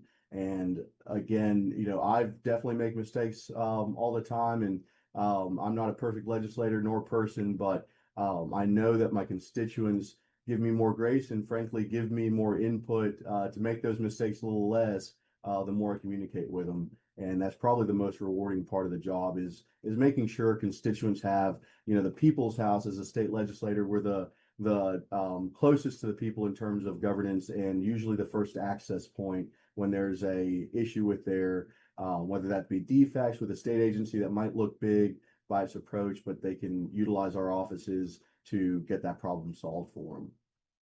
Rep. Saines, one last question before I let you go. I know you're busy, and so I'll let you go in a minute. I just want to ask you what was the most important takeaway from Wednesday's event, and how do you hope lawmakers use this platform or initiative moving forward? Well, I'll tell you what, the neatest takeaway, it was a busy day. It was the legislative day prior to crossover, so we were in till around 8 or 9. Still, lawmakers, not just future caucus members under 45, but lawmakers of every age came and looked at a new communications tool set, because there's no law, there's no age limit to making sure you can respond back to your constituency. So that was really neat. It was one of the first events we opened up to all lawmakers, and that was a great takeaway. For me, the parent privacy and making sure kids are safe online is the new venue spot for all generations, but particularly our most sensitive. With a prior background in law enforcement, we know that some of these great tools can be easily used for detriment. So it's great to see some responsible governance, self-governance from some of these platforms. Rep. Saines, thanks so much for coming on here to our Fox 5 News live show and talking about this initiative and you all's work to bridge the gap between lawmakers and constituents. Have a great rest of your day. Great to be with you. Have a great day. Guys, again, that was Representative Stephen Saines from Georgia's District 180 there, talking about a recent event that they had on Wednesday, a TikTok event to help bridge the gap between lawmakers and constituents, and also to reach younger generations. Your time is at 10:51. We take a look at Barbie Con happening in Stone Mountain now. It's underway, so we'll take a look when we return.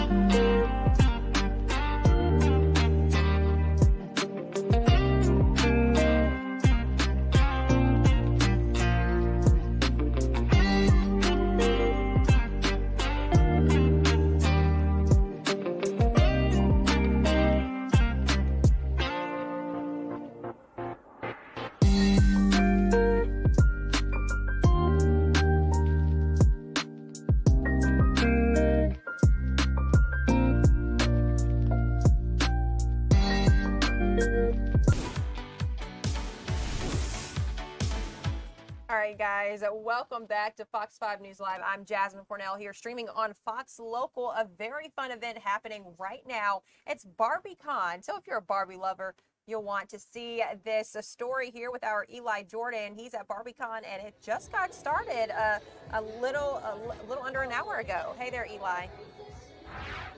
Hey, Jasmine, good morning. Yes, and happy daylight savings time to you. It's an hour earlier. Well, anyways. So, yes, I'm out here at Charlie's Collectible Show at 6009 Memorial Drive. It's at the corner of Harrison Drive and Memorial Drive and Harrison Road and Memorial Drive. So come on out here. It started, it's going till 5. It's free to the public. And tomorrow is Barbie's 67th birthday, and I am here with a fan of Barbie, a Barbie herself, Lily, and her dog, Herbie, Lily Brannigan. So, Lily, tell me, are you a Barbie fan? Absolutely. I live and breathe Barbie. So how many Barbies do you have? I have 1,289 Barbies as of Christmas 2025. Over 1,000 Barbies at home. That's pretty impressive. So, so why Barbie? What is it about Barbie that is the appeal? Why is Barbie so popular, would you say, Lily? Well, with me, it's because Barbie's been everything. She's been an astronaut, a teacher. She's been president of the United States. And so as a little girl, Barbie taught me that as long as the clothes fit the Barbie, the role can fit me. And so, tell me, how do you feel? I mean, what do you think about what's going on out here today? I mean, how does it interest you? Are you looking for a particular Barbie? What do you think about what's going on in here today? I think it's beautiful because every little girl here can look around and she can see all of these different Barbies with her mother and with her grandmother, and they can share the generational joy that this doll brings families together through. And I just think, honestly, she's bringing mothers and daughters closer together today. That's what I'm honestly seeing this morning. What is your favorite Barbie? Are you looking for a Barbie that you don't have, I guess? Well, there are actually 2 Harley-Davidson Barbies that I'm looking for today that I don't have. I'm missing in a series. 2 Harley-Davidson Barbies. And you're telling me there's a vampire Barbie, too? Yes, there are.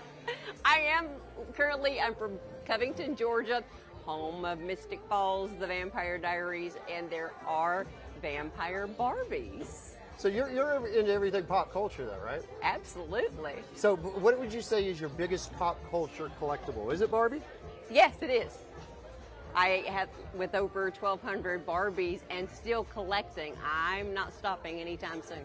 So why didn't you bring your Barbies out here? It sounds like a very, impressive collection. Is it for yours to keep, or your personal? I guess it is. Anytime you pack up those boxed Barbies, you run the risk of denting corners, messing up the plastic, doing any kind of damage to them, and then diluting the value. I want to keep them as valuable and at peak value for as long as possible, so I try not to move them if I can help it. So I take it they're still in their packaging? Absolutely, every single one of them, except the one that one of my Army buddies said that he would get me a duplicate of only if I promised to play with it. So what is your biggest prize Barbie? What's your oldest Barbie? My oldest Barbie that I still possess is my Western Barbie. It was given to me for Christmas when I was 6 years old. And I guess that would be, it was new then, right? It was absolutely new then, and she came with her horse, Dallas. Dallas. And so you say Barbie has a dog? Barbie has a dog, she has a horse, she has a cat, absolutely. She has all kinds of pets. So what is the doggy's name that Barbie has? Barbie has a doggy that's a Labrador Retriever, and her name is Taffy. Taffy, and what's her cat's name, do you know? The cat's name is Sequin, I believe. Sequin. So Barbie is a pet lover, you're a pet lover, and you're a Barbie lover. So what would you tell people, if they're not really completely into Barbie, but they're interested, what would you tell them to do?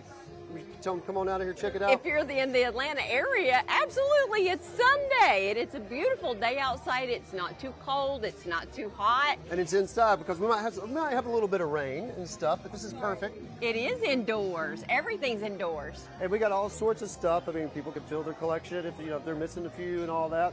So, do you change the clothes on the Barbie? I mean, I guess you can buy different wardrobes and all that stuff. The Barbie I that don't know how have, it works. I'm sorry, I'm not a Barbie person. the Barbie that I have that I promised to play with, yes, I do change her clothes, and I can even make her clothes. So ultimately, what made Barbie so popular, would you say? She's 67 tomorrow. She's over, her value is over $1 billion. What made her so successful? I think what made her so successful is that she's so versatile, that she can take on the role of every little girl, and that we can be anything when we look at a Barbie. We can be that astronaut.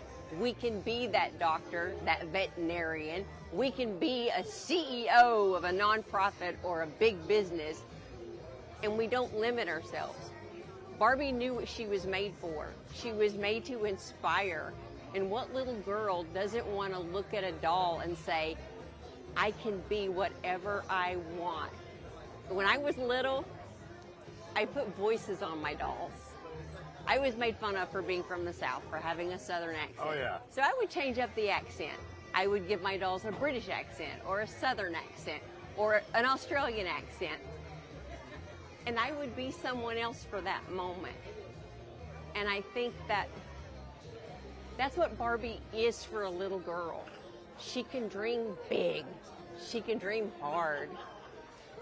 And then when she gets older, like I did, and she becomes confused on what she's going to be when she grows up, she can look at that Barbie and listen to her whisper, run. Run to wherever you want to go and be what you want to be. Awesome. Well, thank you very much, Lily Brannigan. Lily Brannigan has over 1,200 Barbies. She's out here at the Barbie Festival, Barbie Con here at Charlie's Collectible Show at 6009 Memorial Drive, corner of Harrison Road and Memorial. Come on out here. It's going on till 5. It's free to the public. Everything Barbie out here. Come check it out. And maybe you can meet Lily, who's a Barbie herself. And, All right. Have fun. All right, Eli, that sounds good. Thank you so much for joining us here and talking about Barbie Con. Guys, this looks like a really fun event there. Our Eli Jordan out at Barbie Con 2026 runs until 5 p.m. today. Your time is 11 o'clock. Don't go anywhere. We have more news in a few minutes.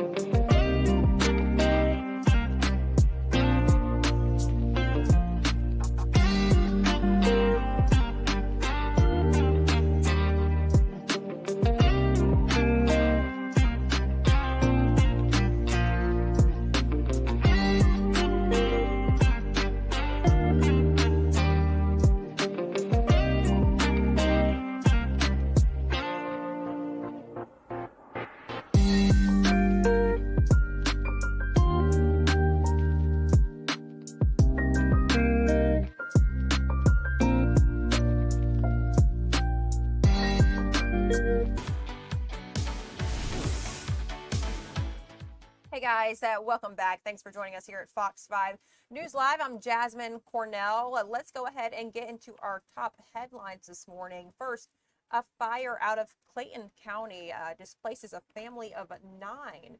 So a family of 9 now seeking help through the American Red Cross, and also without a home this morning. So this fire happened early yesterday. We do know it happened on King George Way at a residence, and it destroyed a home and a storage building there. Again, in Clayton County, this happened around 7:12 in the morning. Officials say the first unit arrived within 5 minutes to find the house engulfed in heavy smoke and flames. The American Red Cross says that it has assisted about 19 people after this massive residential fire. And officials say, the fire was pretty intense. We also talked to someone who lives in the neighborhood named Henry Smalls. He says the intensity of the fire was felt throughout the neighborhood, and said he heard propane tanks exploding as firefighters worked to contain the blaze. He says, after I heard an explosion in the back of the house, the whole house just went up in flames, and that's all I saw, end quote. Chief Tim Sweat with the Clayton County Fire Department said that nearly 24 firefighters responded to this scene, and despite quick arrival, the conditions made their response here nearly impossible. They said that the crews were battling also with overhead power lines. So let's dig deeper here. We don't know how this fire originated, but investigators believe the fire originated in or near a storage shed at the rear of the property. Fire chief said it appears on the initial investigation that it originated from somewhere in that area and then quickly spread throughout the construction debris that's in the backyard and then onto the actual residential home itself. And hours after the initial call, crews did remain on scene there, dousing hot spots. Because of the heavy fire load in the backyard, the Clayton County Transportation and Development Department provided a skid steer to help the firefighters sift through the piles there.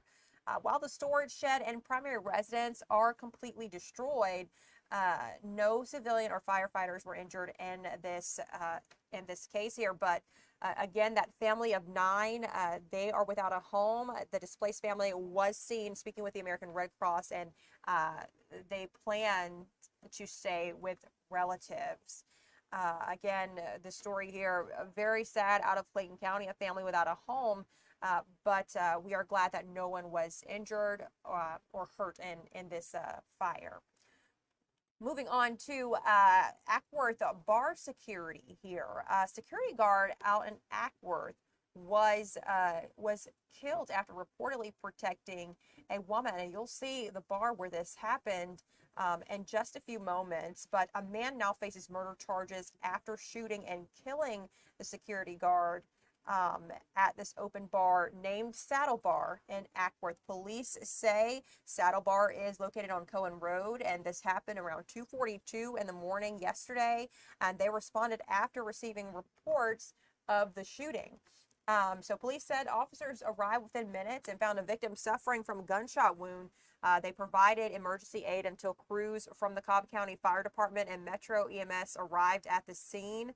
The victim was taken to Wellstar Hospital, and he unfortunately later died from his injuries. This is according to authorities. The bar did release a statement here, and they did say that the person killed was a security guard from their bar. The management team also says the security guard stepped in after seeing another man assault a woman. The bar's statement also says the guard was able to protect the woman and de-escalate the argument. However, he was shot in the back a short time later. The suspect in this case, identified as Daniel Parsons, 25 years old, of Douglasville. Police said Parsons was found walking near the area on Baker Road shortly after the shooting and was taken into custody without incident. He is charged with aggravated assault, aggravated battery, and felony murder. He was booked into the Cobb County Adult Detention Center and is being held without bond. Police have not released the identity of the security guard. They're working to notify his family members about his death. The bar will remain closed through the weekend. Managers there say they will also be making a donation to support his family during this incredibly difficult time. Again, neither police nor the bar have actually released the name of the victim. Pam Bondi is making her way to Brunswick, Georgia. She's set to attend an event there. It is a graduation ceremony, um, and dealing with some graduates from the Alcohol, Tobacco, and Firearms Commencement Ceremony. So the ATF, they're ATF graduates, and again, she'll be just visiting. It's a federal law enforcement training center where this graduation will be held, and that's over in Brunswick, Georgia. Let's take a look at, some soldiers who were honored, and they were killed in Kuwait. This is in the midst of the war in the Middle East between the U.S. and Israel and Iran. So here's a look of video at the dignified transfer there. This is in Dover, at the Dover Air Force Base in Delaware. So President Trump, along with First Lady Melania Trump, participated in a dignified transfer yesterday, honoring the 6 service members who were killed in the first days of the war against Iran. Trump was joined at the event in Delaware by Defense Secretary Pete Hegseth and Middle East Special Envoy Steve Witkoff. All 6 service members died in an Iranian drone attack in Kuwait on Sunday, March 1st. All were members of the 103rd Sustainment Command based in Des Moines, Iowa. The unit provides food supplies and other logistics support to the military. Earlier yesterday, while addressing Latin American leaders in Miami, which we'll talk about too a little later, the president called the soldiers' death a, quote, very sad situation, and said the service members are coming home in a different manner than they thought they'd be coming home. The president went on to call them great heroes. And just a little bit about the dignified transfer. It's a ritual that returns the remains of U.S. service members killed in action. And my heart goes out to those families of these soldiers, their friends, their loved ones. I grew up in a military family, and it's hard to be separated from your loved ones. And I can't imagine losing a loved one at war. Continuing to talk about the war, we know that federal officials are saying more than 28,000 Americans have been evacuated. So let's talk about that. The State Department says more than 28,000 Americans have evacuated the region so far. They also mentioned that a plane landed safely in Washington yesterday carrying Americans. And they also said a group of Maryland high school seniors who were on a class trip and had a layover in the region when the strikes happened made it back safely to America. And, you know, I can imagine being a high school senior, being in the Middle East during this war. What a scary situation for them and their parents. But more about the Americans being evacuated. Some airlines are gradually resuming flights.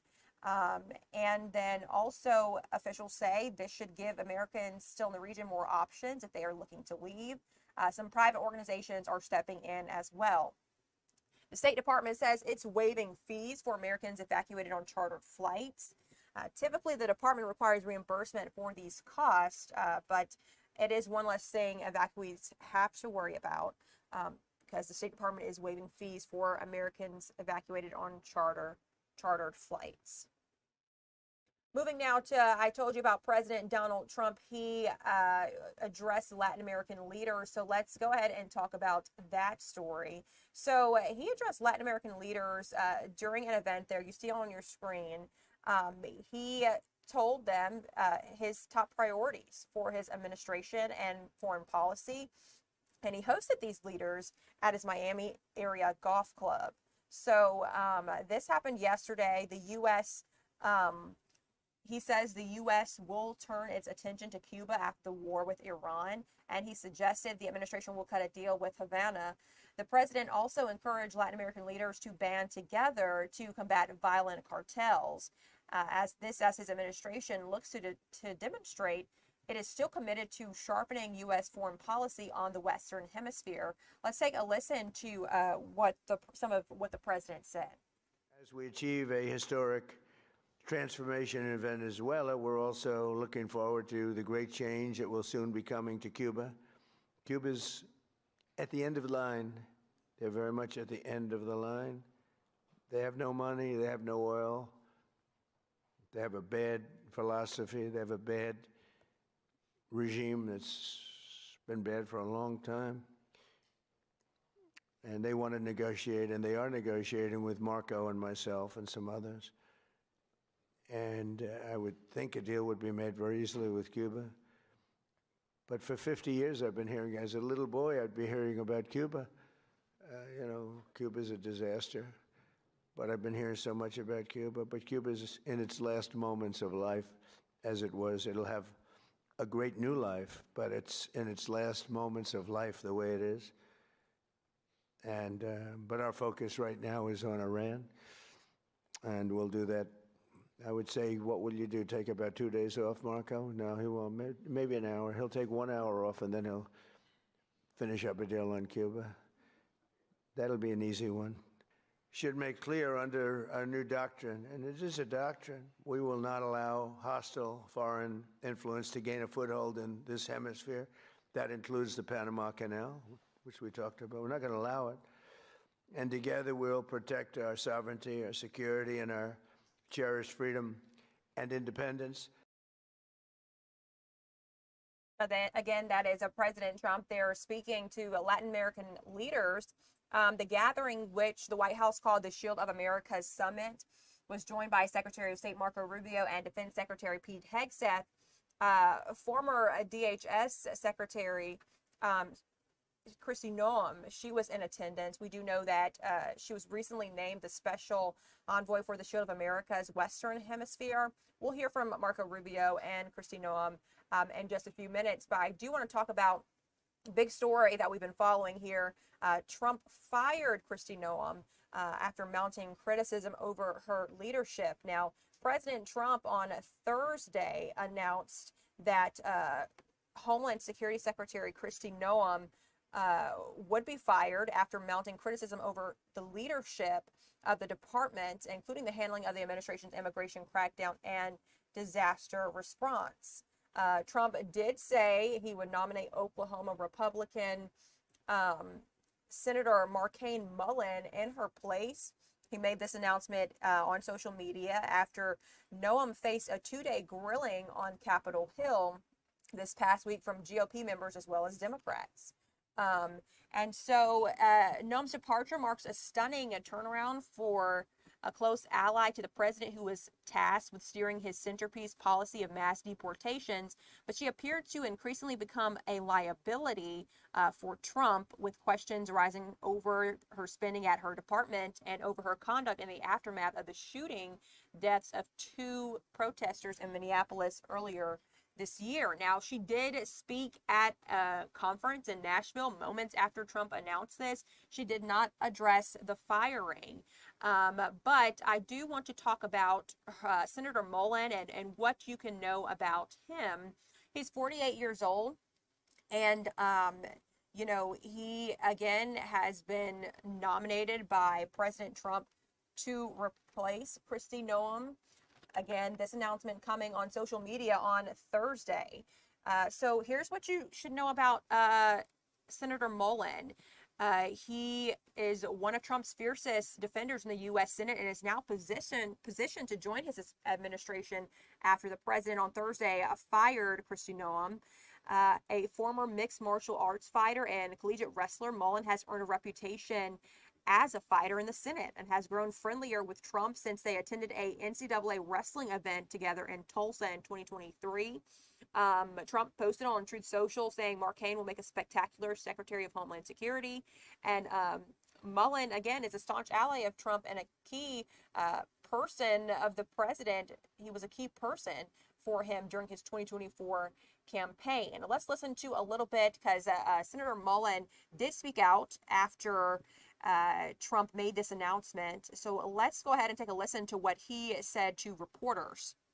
Complete surprise, but it came at a little bit of surprise for us. And so the president and I, as you guys know, we're great friends and we get along great. I look forward to working with him and his cabinet. Of course, we still got to go through this little confirmation.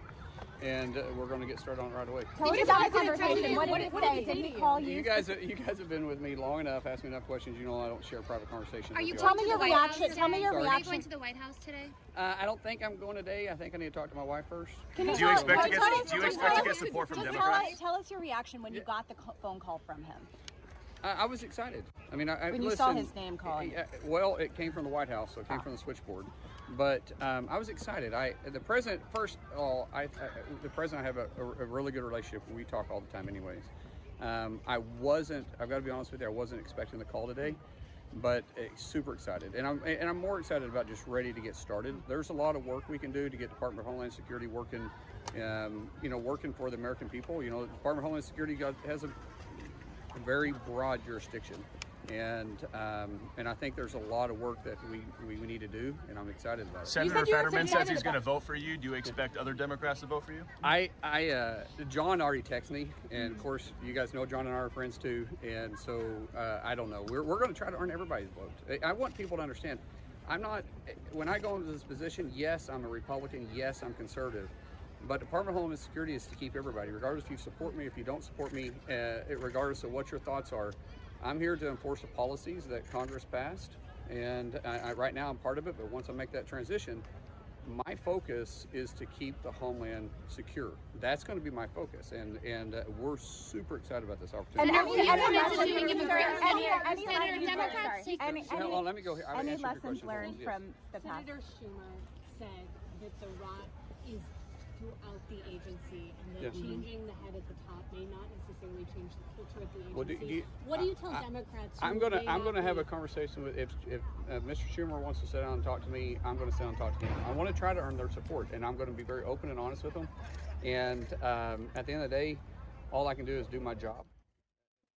All right, again, that's Senator Markwayne Mullin. They're speaking to reporters. Trump announcing that he will nominate him to replace Kristi Noem. This announcement coming down on Thursday. And a little more before we go to break to tell you about Mullin. He has faced some controversy over a heated clash with a union leader and a past ethics review just in recent years, but still remaining a strong Trump ally. And I do want to talk more about this, but we do need to go to break. So we will get to more. We'll talk more about this later, and also that Shield of America's event that Rubio and Noem spoke to or attended and addressed the public there. We'll take a look at that as well when we return.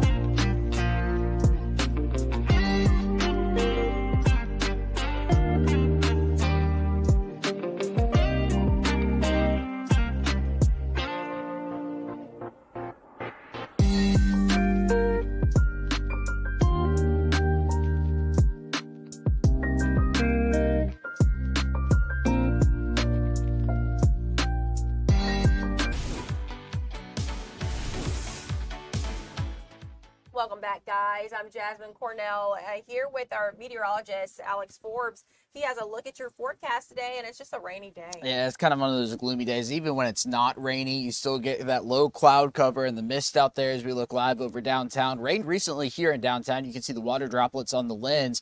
And the reason why the camera's turned this way, you might be thinking, what in the world was the operator doing? Well, I'm the operator.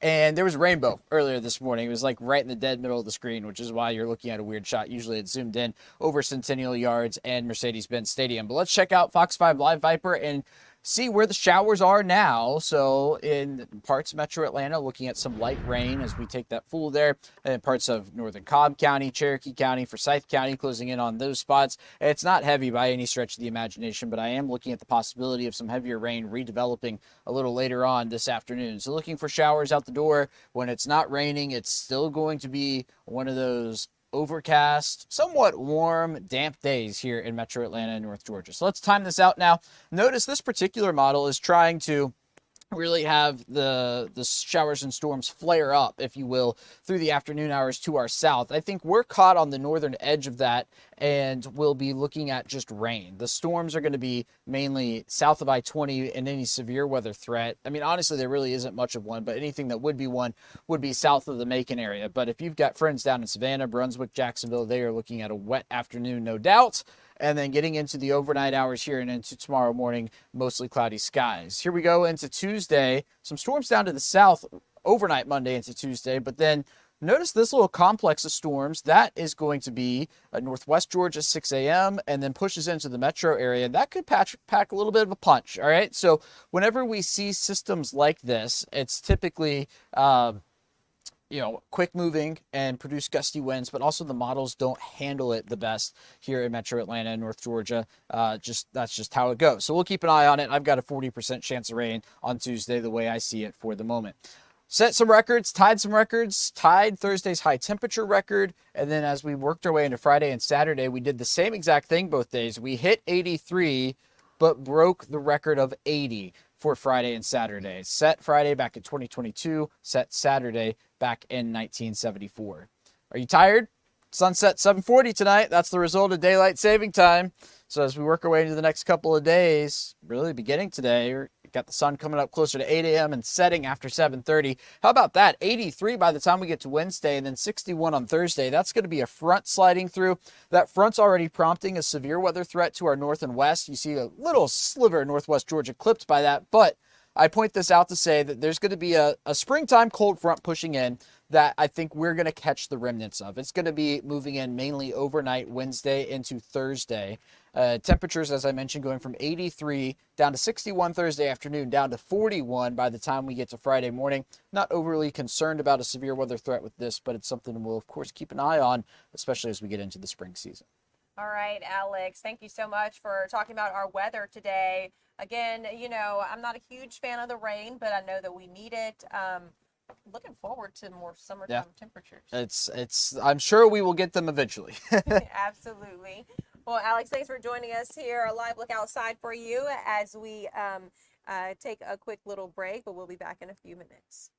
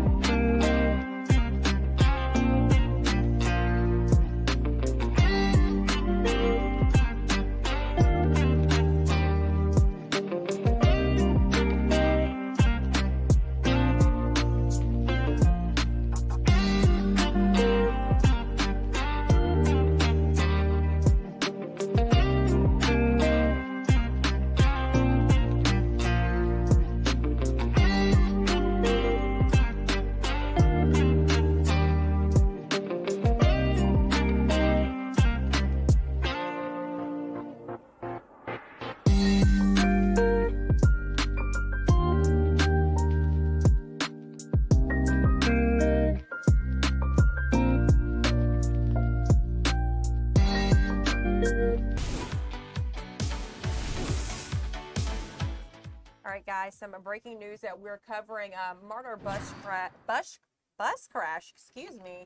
I'm struggling to speak right now, but some injuries, some minor injuries involved. So here's what we know. Not much information right now, but this morning a vehicle struck a Route 15 MARTA bus on Candler Road, and the bus operator was taken to the hospital. That is from MARTA Communications Manager. And then also we got some information from Blaine Clark with the public information. He's a public information officer for DeKalb County government. He says that they're responding to the collision involving a MARTA bus and a second vehicle, and there were only minor injuries there. So again, just to recap what we know about the situation, minor injuries in this MARTA bus crash. A vehicle struck a Route 15 MARTA bus on Candler Road, and the bus operator was taken to the hospital. That is according from MARTA. And then DeKalb County government, PIO, says that they are responding to the MARTA bus crash, and only minor injuries are involved. And that happened earlier this morning. Another breaking update here. Let's move to Acworth. So we do have the identity of the victim, the security guard who was killed, who was shot and killed. So detectives say that they made contact with the victim's family, and the family was notified of the loss. The Acworth Police Department says that the victim has been identified as Jordan Alexander Jones, 28-year-old of Lawrenceville, Georgia. Jones was working as a security guard, and after breaking up a fight, the suspect retrieved a firearm and shot him. Acworth Police says this remains an active and ongoing investigation. No additional details at this time. We are seeing some of the victim's former schools release statements. So again, 28-year-old Jordan Alexander Jones of Lawrenceville, Georgia. Here's a statement from a Mountain View High School athletics. The Mountain View High School athletic department is deeply saddened by the passing of Jordan Jones, class of 2015. Jordan was a proud Bear who made a lasting impact on our program as both a student athlete and later as a coach. After continuing his career at the University of West Alabama, he returned home to give back to the program he loved. Jordan was a leader on and off the field and a tremendous role model for student athletes. His legacy will live on in the lives he impacted. Our thoughts and prayers are with his family, friends, teammates, and players. Once a Bear, always a Bear. We also heard from UWA Athletics, that's the University of West Alabama. They say, quote, "We are saddened to hear the news of the passing of UWA football alumni Jordan Jones. We send our deepest condolences to Jordan's friends and family." Again, I will go back through the backstory here for this shooting out in Acworth. So I'm going to throw up a banner as well for you. The security guard has been identified, and you're taking a look at video there of the location of where this happened. So again, the backstory here, police say when they arrived to the scene, they found a victim suffering from a gunshot wound. This happened, they were called to Saddle Bar on Cohen Road around 2:42 in the morning yesterday after receiving reports that a person was shot.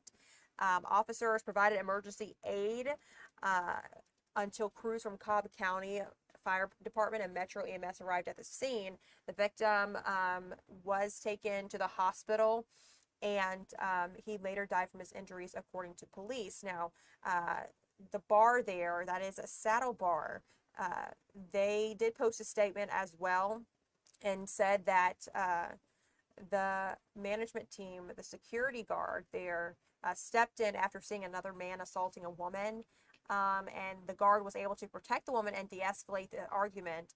However, he was shot in the back a short time later. Again, that victim has been identified as Jordan Alexander Jones of Lawrenceville, 28 years old, Jordan Alexander Jones of Lawrenceville. Let's talk about the suspect here this morning in this case. His name is Daniel Parsons, he's 25 years old and from Douglasville. Police said Parsons was found walking near the area on Baker Road shortly after the shooting and was taken into custody without incident. Parsons is charged with aggravated assault, aggravated battery, and felony murder, and he was booked into the Cobb County Adult Detention Center and is being held without bond. Again, the update here, authorities have released the name of the victim and the shooting at Saddle Bar, and his name is Jordan Alexander Jones. He's from Lawrenceville, Georgia. We'll continue to follow the story here on Fox 5 News Live. Your time is 11:34. Let's talk about your spring allergies and how you can nip them in the bud. I was able to speak with a CVS pharmacist, and she has some tips for you. We have a CVS pharmacist that is named Yemi Falakan. She joins us on Zoom here to talk about how you can address your spring allergies. Thank you so much for joining us. Thank you for having me. Yes. So, talk first about the current pollen conditions and how it's affecting people. So right now our current pollen conditions are medium high to high. So if you've been out over the last couple of days and you have any allergies to pollen, then you're more likely starting to feel those effects. If you are like me and forgot to start to take any of your antihistamines or whatever therapy you use currently for your pollen allergies, then more likely you start to feel either some itchy throats or some itchy eyes, or if you can hear from my voice, some soreness in the throat. So hopefully you are ahead of the game. Oh no, the allergies got you. I hope you feel better soon. Absolutely. Thank you. Now, what symptoms should we be on the lookout for when it comes to spring allergies? Great question. So for many people who have allergies to pollen, for example, or even pet dander, usually the symptoms that you start to experience, like I mentioned earlier, itchy eyes, itchy throat, stuffy nose, runny nose, scratchy throat, or you start to see the sneezing. A lot of times some people also experience some watery in eyes as well, some redness. There are a few people that there's something called the shiner, where you actually start to experience like that darkness under your eyes as well. So those are a few of the symptoms that you can start to expect if you do have allergies, especially to pollen. Now, if you're not sure if there are allergies to pollen, of course, see your healthcare provider. Now, what over-the-counter medicines or remedies can help? So we have a few, and gratefully, so for those that maybe you've tried things before, but main things that we typically go for are our antihistamines, so corticosteroids, and then typically as well, there are also things that are non medications, so things that you don't that are not medicine specifically, that can be used when it comes to allergies. Aside from that, of course, we also have our decongestants. You so much. And when you cough nowadays, people think you might have COVID, the flu, a cold, just so many different illnesses out there. So how can you tell the difference between your spring allergies and a common cold? Such a great question. And a lot of times you can't tell initially. So if you are not someone that has had allergies before, I would definitely suggest speak to your provider. We as pharmacists, especially if you go to any of our CVS pharmacists, we're always happy to go over the symptoms. Many times when it comes to allergies, it is all symptom relief. So we are addressing the symptoms that are addressed with allergies. Now, if you have allergies, we want to go ahead and start now. Maybe a week ago, if you were prepared for it, but a week ago when before the pollen actually hit, but there's no better time than now. So what we would recommend is first see your provider, go ahead and talk to your pharmacist. Like I said, you walk into any CVS and you can talk to the pharmacist. We are trained to discuss the antihistamines. Typically, that's the first route that we would go to is why don't you try an antihistamine?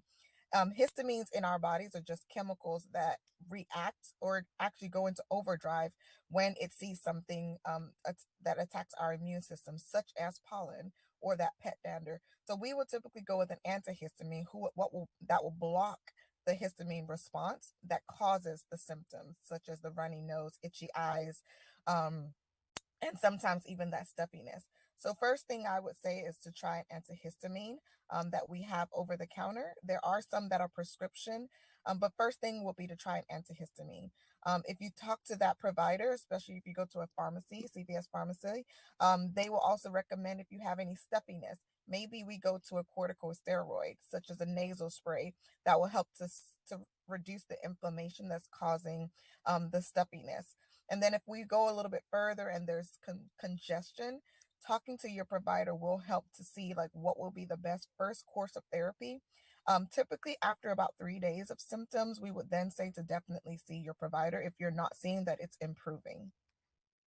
Thank you so much for answering all my questions. One quick tip before we conclude the Zoom, one quick tip for parents.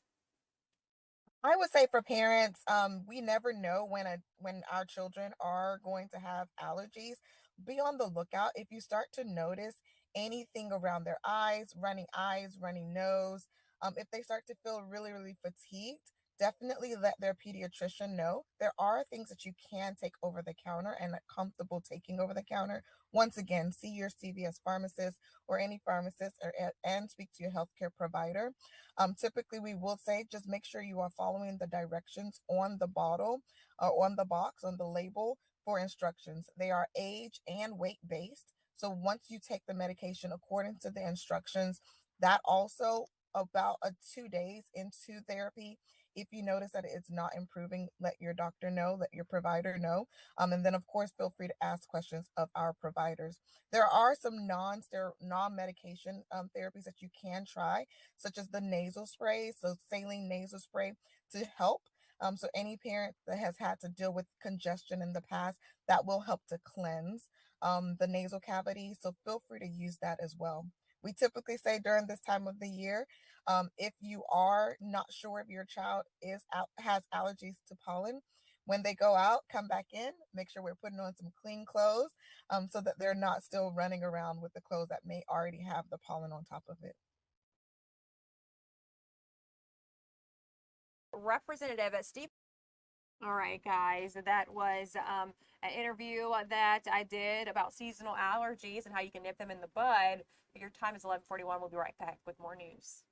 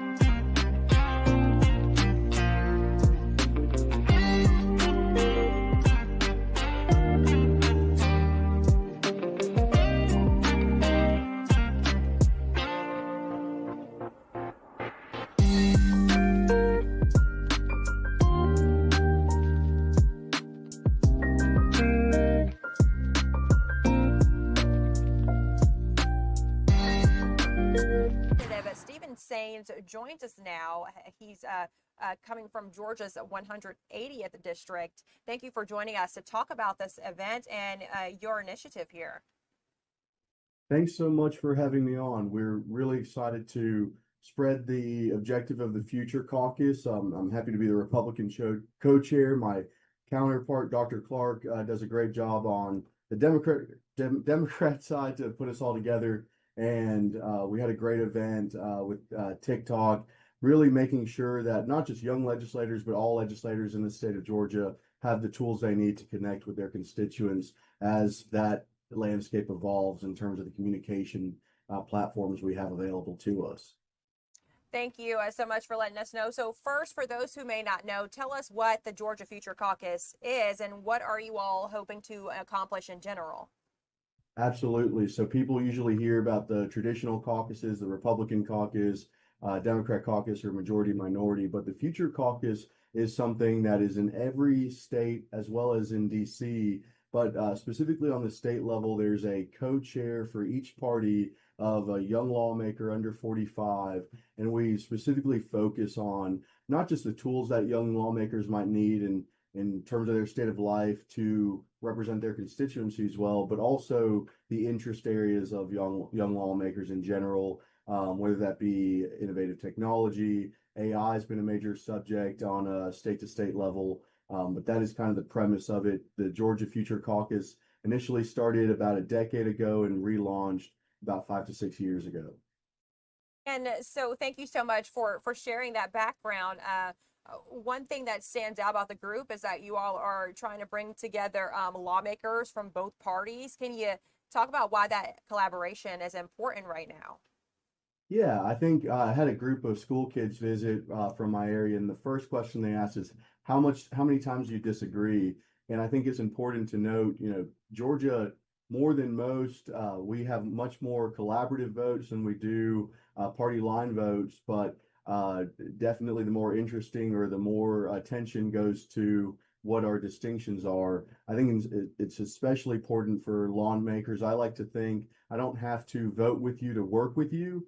And that's kind of the premise of the Future Caucus. There's areas we might disagree on, and we all come with set perspectives from our constituency and our party platforms, but I don't have all the answers to any question, and I haven't ever met anyone who does. So it's important to try to seek commonality and common ground where we can and work together. And thanks for answering that. Tell us why it's important, going back to the event that you all held on Wednesday, why it's important to have the conversation surrounding lawmakers communicating better with their constituents and the younger generations. Absolutely. What I found is a constituent who disagrees with me still appreciates knowing fully where and why I had voted on something, the ability to give their input to me. And just like communicating to each other as colleagues, it's as much or more important to communicate to my bosses back home, my constituents, and being the furthest legislator from the district, not even a Georgia-based news media market. It's so important to utilize every kind of tool we have. And for me, TikTok was a really neat one because it's gone through a lot of iterations. It's gone through a lot of changes. I appreciate the Trump administration's ability to really make sure that folks find it as a safe platform with the changes they've done in terms of ownership and data privacy. So it's a great tool to really ensure that our constituents have multiple ways of getting back to us, whether that be a newsletter that usually tends to be an older demographic that will respond and reply and read through that legislative newsletter, but a much younger demographic usually on social media, on Instagram and TikTok and all those other social media platforms. Now, all right, guys, again, that's Rep. Saines there talking about a recent TikTok event that they held to bridge the gap between lawmakers and constituents, but also reach younger audiences, because we know that a lot of people now are on social media, especially younger audiences are using TikTok. So again, that was Rep. Saines there from Georgia's District 180. Your time is 11:48. When we return, we'll take a look at Barbie Con happening in Stone Mountain with our Eli Jordan.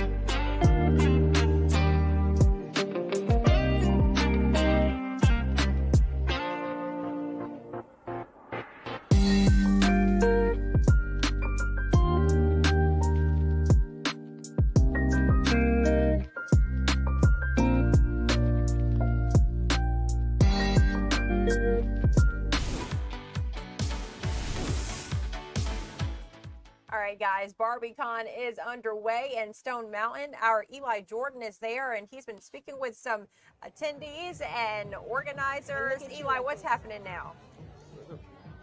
Hey, good morning, Jasmine. Yeah, we're out here at the Charlie's Collectible Show, CCS. It's at 6009 Memorial Drive over here in Stone Mountain at the corner of Harrison Road and Memorial Drive. And tomorrow is Barbie's 67th birthday, and they're having a big Barbie Con out here today from until 5 o'clock. So, you know, if you're bored today on this rainy day, come on out here. But it's really cool. And this is one table where people can buy a Barbie and paint it up any way they want to, and Miss Pamela Flanagan is providing that. Hey, Miss Flanagan, how you doing? Hey, how you doing today? I'm doing all right. So tell me, what do you got going on? This is kind of neat. Kids can pick out their Barbies, right? Okay, great. Today is paint a Barbie in your own image, in your likeness, your creativity. And so, when did you decide to do this? Well, one day I decided I wanted to help girls build their own self-esteem and let them use their creativity to help empowerment. And so people can come out here and buy a Barbie, Yes. and paint it up however they like. Yes. We can walk down here and check out what the people got going on. So yeah, so you come out here, and where do you get your Barbies? Tell me. Well, actually, we get them from a wholesale place, and we just purchase all the dolls. We also go to different shelters and daycare centers and let girls and people of all ages, mothers, guys. And so I guess you get them donated to you too, as well. Is that where you get them, or do you buy these up? We buy these ourselves, but we would like some donations if people would like. And so, do you have a website or anything like Actually, that? not at this moment. Gotcha. But if they can come on out here, then they can talk to you. Yes. Yeah. And they But can also contact us through the Charlie's where have you gotten a Collectibles. lot of these We Barbies? actually have Imperial Toy Museum in Jonesboro Road, the International Discount Mall.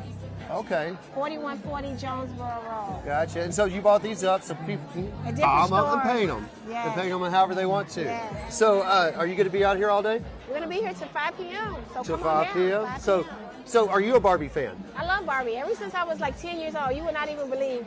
My cousin had a skipper, and she would not let us play with that skipper. She would fight for the skipper. And before you know it, she had every Barbie from across the world. Unfortunately, she ended up like passing away of breast cancer. And then I decided to take over her collection and her everything? collection and her love for the Barbies. It's amazing. I was 10, so that was over like, 50 years ago. Yeah, right on, right on. And so what do you think the appeal is about Barbie? Why do people like Barbie? You can be all that you can be with Barbie. Barbie have career Barbie. People just love the joy of being able to play with Barbies and to be able to enlighten themselves. And Barbie's 67 tomorrow, 67 so years goodness, ago tomorrow. It was 50 years for me, so wow, I'm catching up with Barbie. But you're providing a nice little service here for people can do some fun things with the Barbie, It's paint them all up about however they want to, creativity. fix them up however they want to, and that's really cool. And that's what you can do out here if you come out here to Charlie's Look at these. Collectible Show, and come check it out until 5 o'clock today. And we have 2 more little ones that's ready to come out. And so you got more people wanting to get Barbies and stuff. Yeah, Yeah, all yes. right. And so come out here until 5 o'clock today. It is the Barbie Con at Charlie's Collectible Show. And so just check it out. It's free of charge, and you can come out here and you can buy Barbie and Let me keep paint her a little if you want to. space, okay? Back to you guys. All right, Eli, sounds good and sounds like a very fun event there. Barbie Con again happening until 10 p.m. today. Well, guys, some more good news to tell you. Well, first, let's talk about the price of springing forward. So we do know that we sprang forward this morning. So if you watched the clock like me, it went from 1 a.m. to 3 a.m. But again, most of us lost an hour of sleep. And while 1 hour doesn't seem like a lot, some sleep researchers say that change can take a toll on our bodies. The clock again sprung forward this morning. Most Americans will had to prepare for losing that hour of sleep. I didn't prepare.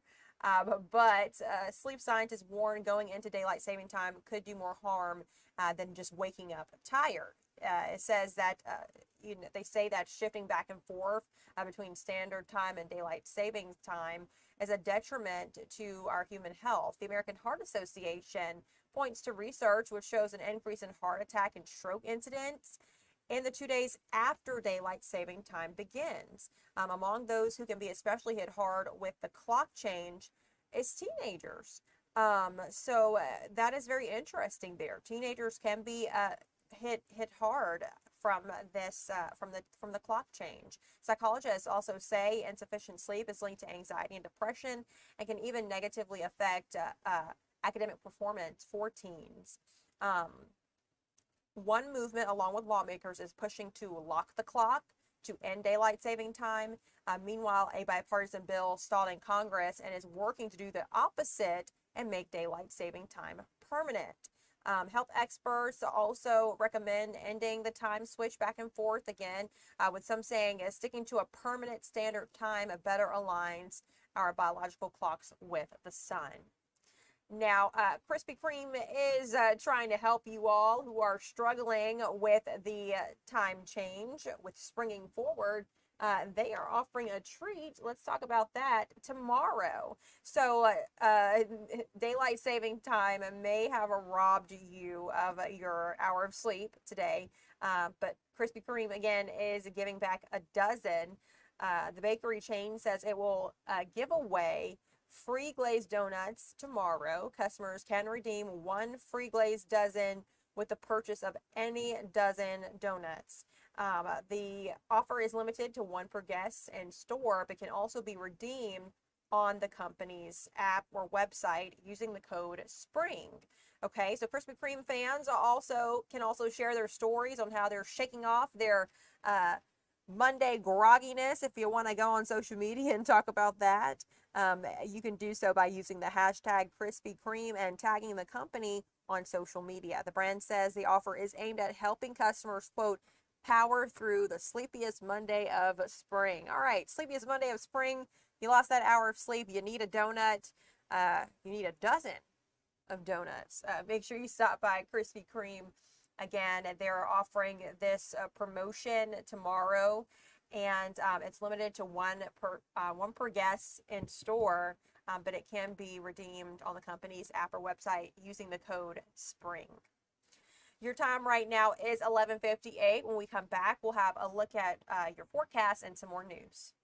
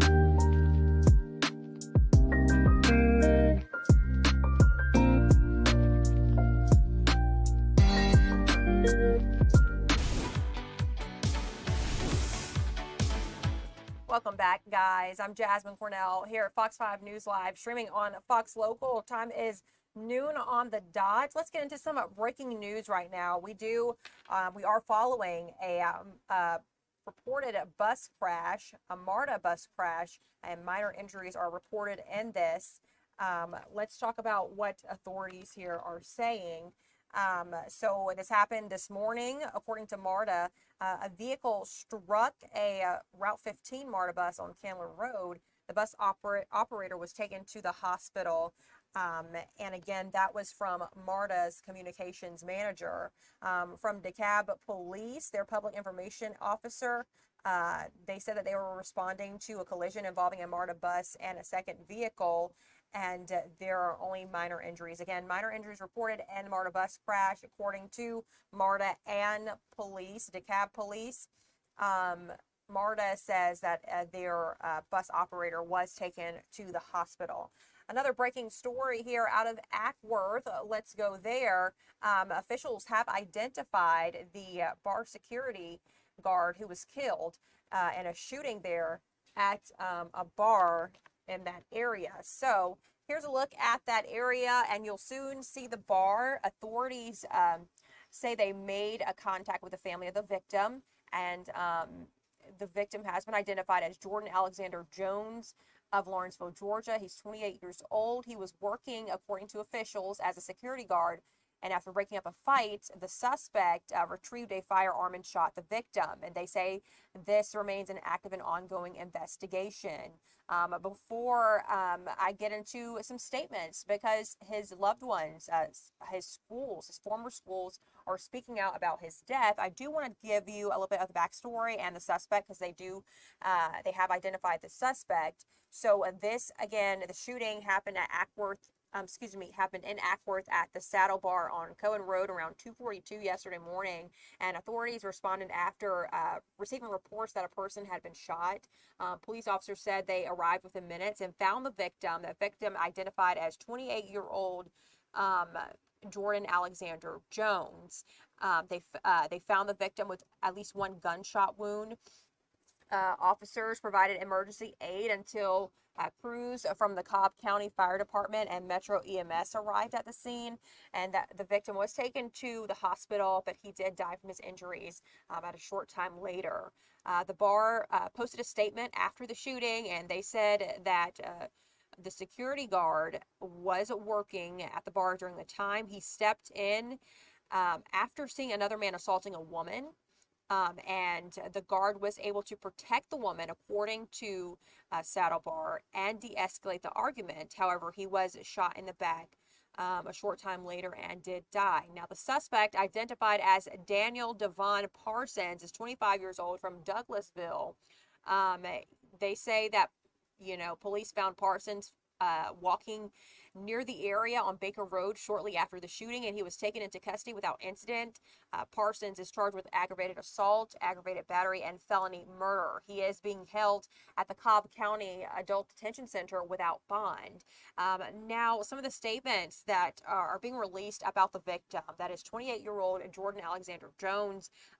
His former high school, Mountain View High School Athletics, has released a statement saying the Mountain View High School Athletic Department is deeply saddened by the passing of Jordan Jones, class of 2015.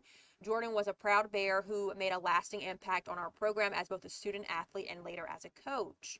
After continuing his career at the University of West Alabama, he returned home to give back to the program he loved. They go on to say, once a Bear, always a Bear. UWA Athletics also released a statement saying, we are saddened to hear the news of the passing of UWA football alumni Jordan Jones. We send our deepest condolences to Jordan's friends and family. A very sad story here. We'll continue to follow police identifying the victim in the Acworth bar shooting. He was a security guard killed that day, yesterday morning. Your time is at 12:04. You're taking a live look at a soggy picture here with some raindrops on it. It's raining, guys, and we have Alex Forbes here to talk about this weather and when this rain's going to go away. Yeah, so in downtown right now, we still have the drops on the lenses there, but I think the shower activity has subsided at least for the moment, but we are going to see more through the afternoon, no doubt. Let's check out what we've done here over the last several days. Broke some records. It's been warm. We tied the record on Thursday at 81. That was set back in 1955. That is what we did in 2026. But then for Friday and Saturday, we did the same thing both days. We reached 83 and defeated a record of 80. On Friday, that came back in 2022, and on Saturday, that was set back in 1974, but no more.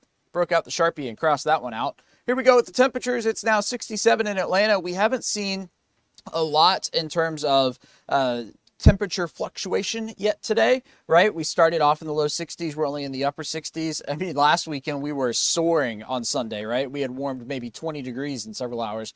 Well, now we have warmed very little here across Metro Atlanta and North Georgia. 70 right now in Eatonton. I'm only looking for about 72 as a high temperature in Atlanta. But there you see downtown, mostly quiet right now. But look at the shower activity you've got up across parts of Cobb, North Fulton, Dunwoody, Sandy Springs, Roswell, Alpharetta, Milton, Big Creek, Cumming, Coal Mountain, up towards War Hill, Dawsonville, up there near the North Georgia Premium Outlets. Getting up into Northeast Georgia, Banks County, Madison County, covered up with some showers likewise in the Athens area and points southward. But there is more where that came from. Got the cloudy skies and we got the gloomy weather today. Expecting to see some more rain develop here in the next little bit. So watch for showers here out the door through the afternoon hours. Might even see a rumble of thunder or two, but I'm not looking for necessarily a ton.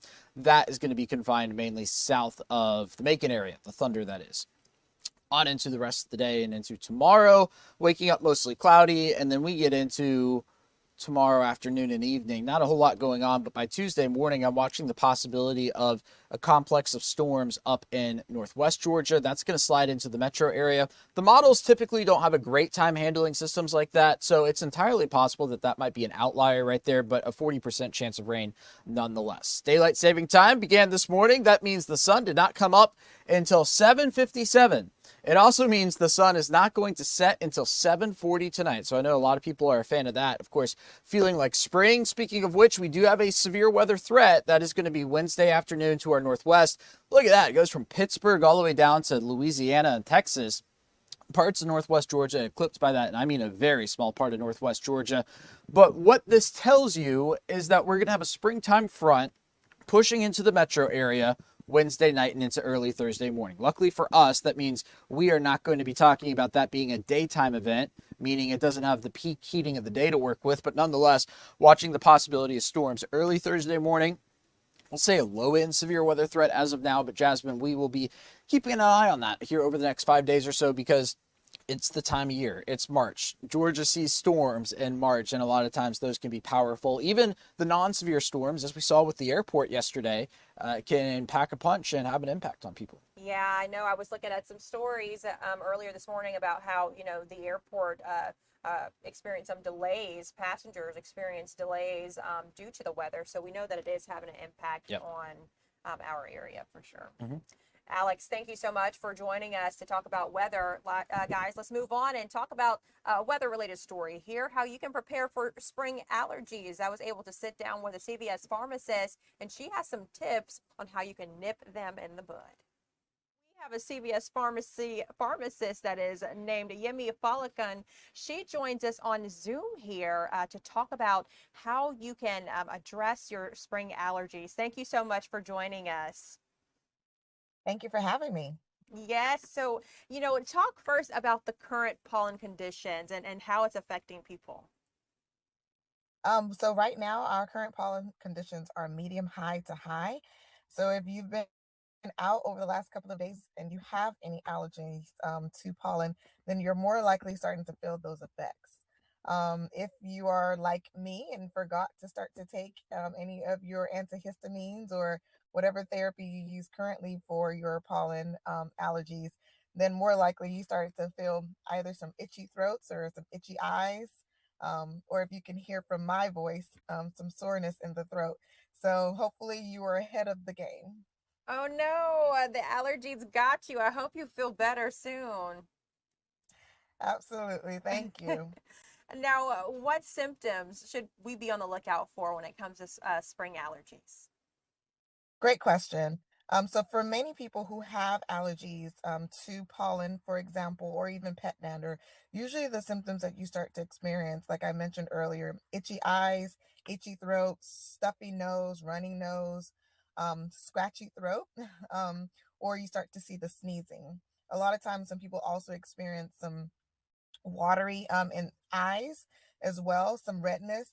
There are a few people that there's something called the shiner, where you actually start to experience like that darkness under your eyes as well. So those are a few of the symptoms that you can start to expect if you do have allergies, especially to pollen. Now, if you're not sure if there are allergies to pollen, of course, see your healthcare provider.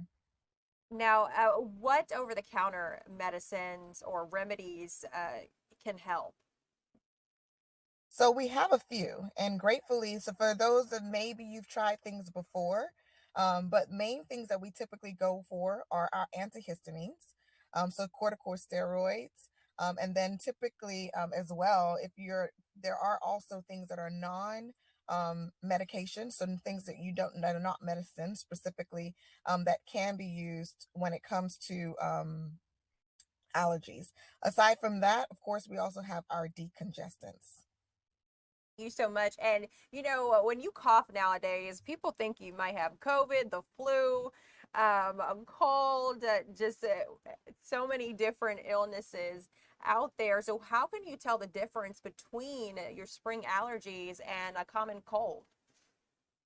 Such a great question. And a lot of times you can't tell initially. So if you are not someone that has had allergies before, I would definitely suggest speak to your provider. We as pharmacists, especially if you go to any of our CVS pharmacists, we're always happy to go over the symptoms. Many times when it comes to allergies, it is all symptom relief. So we are addressing the symptoms that are addressed with allergies. Now, if you have allergies, we want to go ahead and start now. Maybe a week ago, if you were prepared for it, but a week ago when before the pollen actually hit, but there is no better time than now. So what we would recommend is first see your provider, go ahead and talk to your pharmacist. Like I said, you walk into any CVS and you can talk to the pharmacist. We are trained to discuss the antihistamines. Typically, that's the first route that we would go to is why don't you try an antihistamine? Histamines in our bodies are just chemicals that react or actually go into overdrive when it sees something that attacks our immune system, such as pollen or that pet dander. So we will typically go with an antihistamine that will block the histamine response that causes the symptoms, such as the runny nose, itchy eyes, and sometimes even that stuffiness. So first thing I would say is to try an antihistamine that we have over the counter. There are some that are prescription, but first thing will be to try an antihistamine. If you talk to that provider, especially if you go to a pharmacy, CVS pharmacy, they will also recommend if you have any stuffiness, maybe we go to a corticosteroid, such as a nasal spray that will help to reduce the inflammation that's causing the stuffiness. And then if we go a little bit further and there's congestion, talking to your provider will help to see like what will be the best first course of therapy. Typically after about 3 days of symptoms, we would then say to definitely see your provider if you're not seeing that it's improving. Thank you so much for answering all my questions. One quick tip before we conclude the Zoom, one quick tip for parents. I would say for parents, we never know when our children are going to have allergies.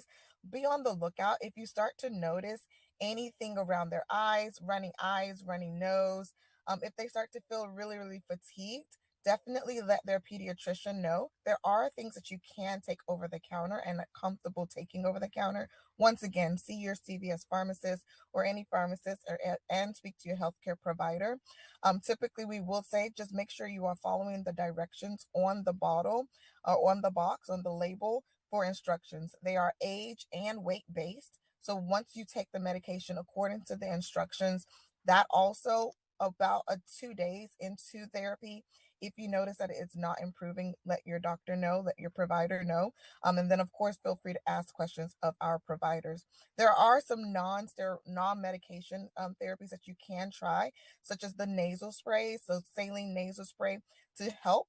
So any parent that has had to deal with congestion in the past, that will help to cleanse the nasal cavity. So feel free to use that as well. We typically say during this time of the year, if you are not sure if your child has allergies to pollen, when they go out, come back in, make sure we're putting on some clean clothes so that they're not still running around with the clothes that may already have the pollen on top of it.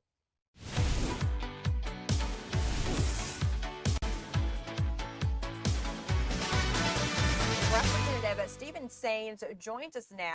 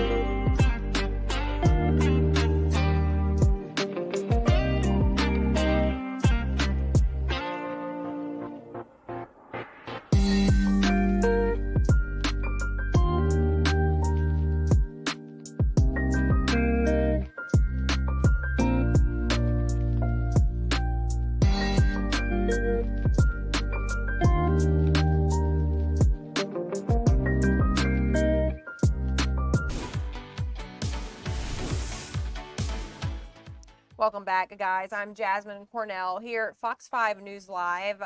First, let's talk about the Attorney General, Pam Bondi. She is visiting Georgia. She's visiting the Federal Law Enforcement Training Center in Brunswick. The Attorney General will deliver remarks at a graduation ceremony for ATF graduates. That's alcohol, tobacco, and firearms graduates. So I just want to make you aware that she will be in Brunswick, and the event is expected to take place just before noon, it looks like. So just wanted to give you some information on that. Georgia Crossover Day, let's talk about it. It happened recently, and we saw several bills pass at the very last minute. So Georgia lawmakers worked late into the night on Friday at the state capitol for a crossover day. This is the critical deadline for any piece of legislation to pass its chamber of origin and stay alive for the remainder of the session. So it was a busy day of debate as dozens of proposals hit the floor, covering everything from prosecutorial oversight to police body cameras. Several key measures successfully crossed the finish line. The House passed a measure that would further reduce the state income tax rate to 3.99%. Meanwhile, the Senate passed a bill to eliminate tax exemptions for future data centers. However, the legislation does not legally require these centers to fully cover infrastructure costs or upgrades. So you can find more about some of those bills that made it out right before the deadline. One proposed bill would ban cell phones in high schools. So very important things that could impact you and your kids. There's more on this on our website, fox5atlanta.com. I do want to talk about an event that was held recently. Georgia Future Caucus hosted a TikTok event to help bridge the gap between lawmakers and constituents. And they also did this to reach the younger generations. And I was able to speak with a representative from Georgia's 180th district. Let's clear that out because that is not correct. But their 180th district, and he tells us more about this event. Representative Stephen Saines joins us now. He's coming from Georgia's 180th district. Thank you for joining us to talk about this event and your initiative here. Thanks so much for having me on. We're really excited to spread the objective of the Future Caucus. I'm happy to be the Republican co-chair. My counterpart, Dr. Clark, does a great job on the Democrat side to put us all together. And we had a great event with TikTok, really making sure that not just young legislators, but all legislators in the state of Georgia have the tools they need to connect with their constituents as that landscape evolves in terms of the communication platforms we have available to us. Thank you so much for letting us know. So first, for those who may not know, tell us what the Georgia Future Caucus is and what are you all hoping to accomplish in general? Absolutely. So people usually hear about the traditional caucuses, the Republican caucus, Democrat caucus, or majority minority, but the Future Caucus is something that is in every state as well as in DC. But specifically on the state level, there's a co-chair for each party of a young lawmaker under 45. And we specifically focus on not just the tools that young lawmakers might need in terms of their state of life to represent their constituencies well, but also the interest areas of young lawmakers in general, whether that be innovative technology. AI has been a major subject on a state-to-state level. But that is kind of the premise of it. The Georgia Future Caucus initially started about a decade ago and relaunched about 5 to 6 years ago. Again, that's Rep. Stephen Saines there of Georgia's District 180 talking about the Georgia Future Caucus and just their goals to bridge the gap between constituents and lawmakers and to reach younger generations. Your time is at 12:21. When we come back, we'll have a look at the Barbie Con with our Eli Jordan.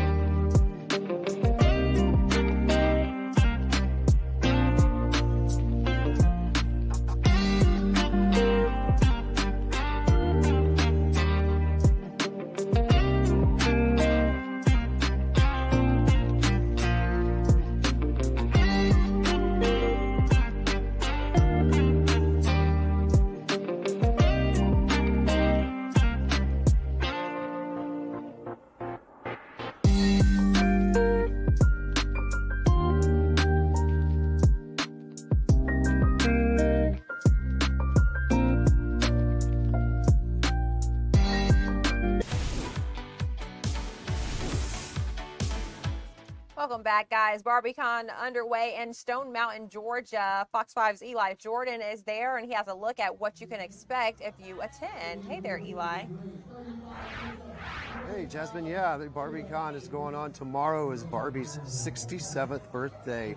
1959 is when she debuted. Ken came along in 1961. But they're having Barbie Con here at CSS, also known as Charlie's Collectible Show. It's a cool little store. I'm going to give you a little, tell you all about it.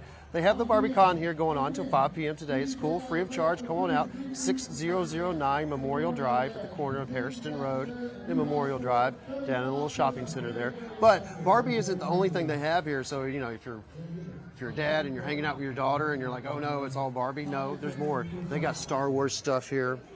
They got all sorts of cool things here.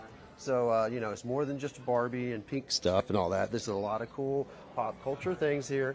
And also, too, if you're here and, your stomach starts growling or you're getting a little sleepy and you need a pick-me-up, well, they also have the Big Back Shack. The Big Back Shack is here. And it's a really cool spot here, too. So you can come in here.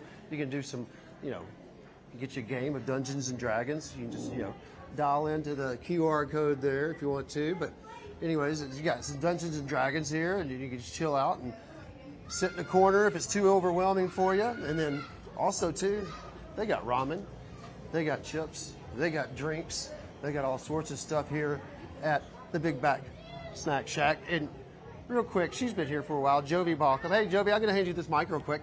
So just, you can hang on to it. Yeah, so Jovi, tell me, are you a fan of Barbie? Oh, absolutely. I have been a Barbie fan since I was a little girl. Probably my first Barbie was at 3. So you have any more Barbies? Unfortunately, no. I got rid of my Barbies, and the Barbies that I want are actually very expensive, but I still love her, and she's so iconic to me. And so tell me about the Big Back Snack Shack real quick. When people come here, is it always open? Yes, all events? We're actually going to be open on Fridays, Saturdays, and Sundays shortly. But yeah, myself and my partner Ramon, we own it. You guys were here last time. We have D&D, as you already got the video of it. We just try to make a safe, cozy space. Sometimes being out in the con is a little overwhelming. We service our vendors as well as our guests. So, this is a good place to, get a little respite from the busyness outside, Correct. right? And we try to make it calm and quiet in here. We even have our little fireplace, quote unquote. And just like them, this is like your booth. Yes, correct. This is not like some restaurant that's connected to it or some store or anything. This is your this booth, is and so they're supporting you. All independently owned. I've had this. We're actually coming up on our 1-year anniversary. Awesome. Well, cool. Well, Jovi, thank you so much for your time. I'm going to grab that mic real quick and let you tend to your customers.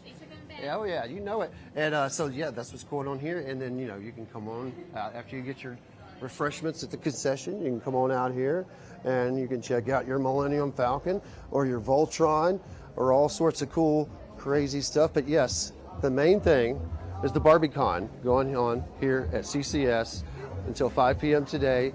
Come out, wear your pink. Check out all the different Barbie attires, Barbie dolls they have out here. You can paint Barbie dolls. You can get makeup put on you. They got makeup sessions going on out here. And you can get your picture made in a Barbie box, just like these young ladies here are doing. And come on out here, CCS, Charlie's Collectible Show, 6009 Memorial Drive here in Stone Mountain. So come check it out, going on till 5 p.m., free of charge. And you're going to enjoy yourself. And they got all sorts of crazy stuff going on back out here. Back to you, Jasmine. All right, Eli, thank you so much for covering this and letting us see what Barbie Con is all about. And guys, thank you for joining us here at Fox 5 News Live this Sunday morning. I hope you have a great rest of your day. We'll see you later today on TV on Fox 5. Thanks for joining us again. I'm Jasmine Cornell.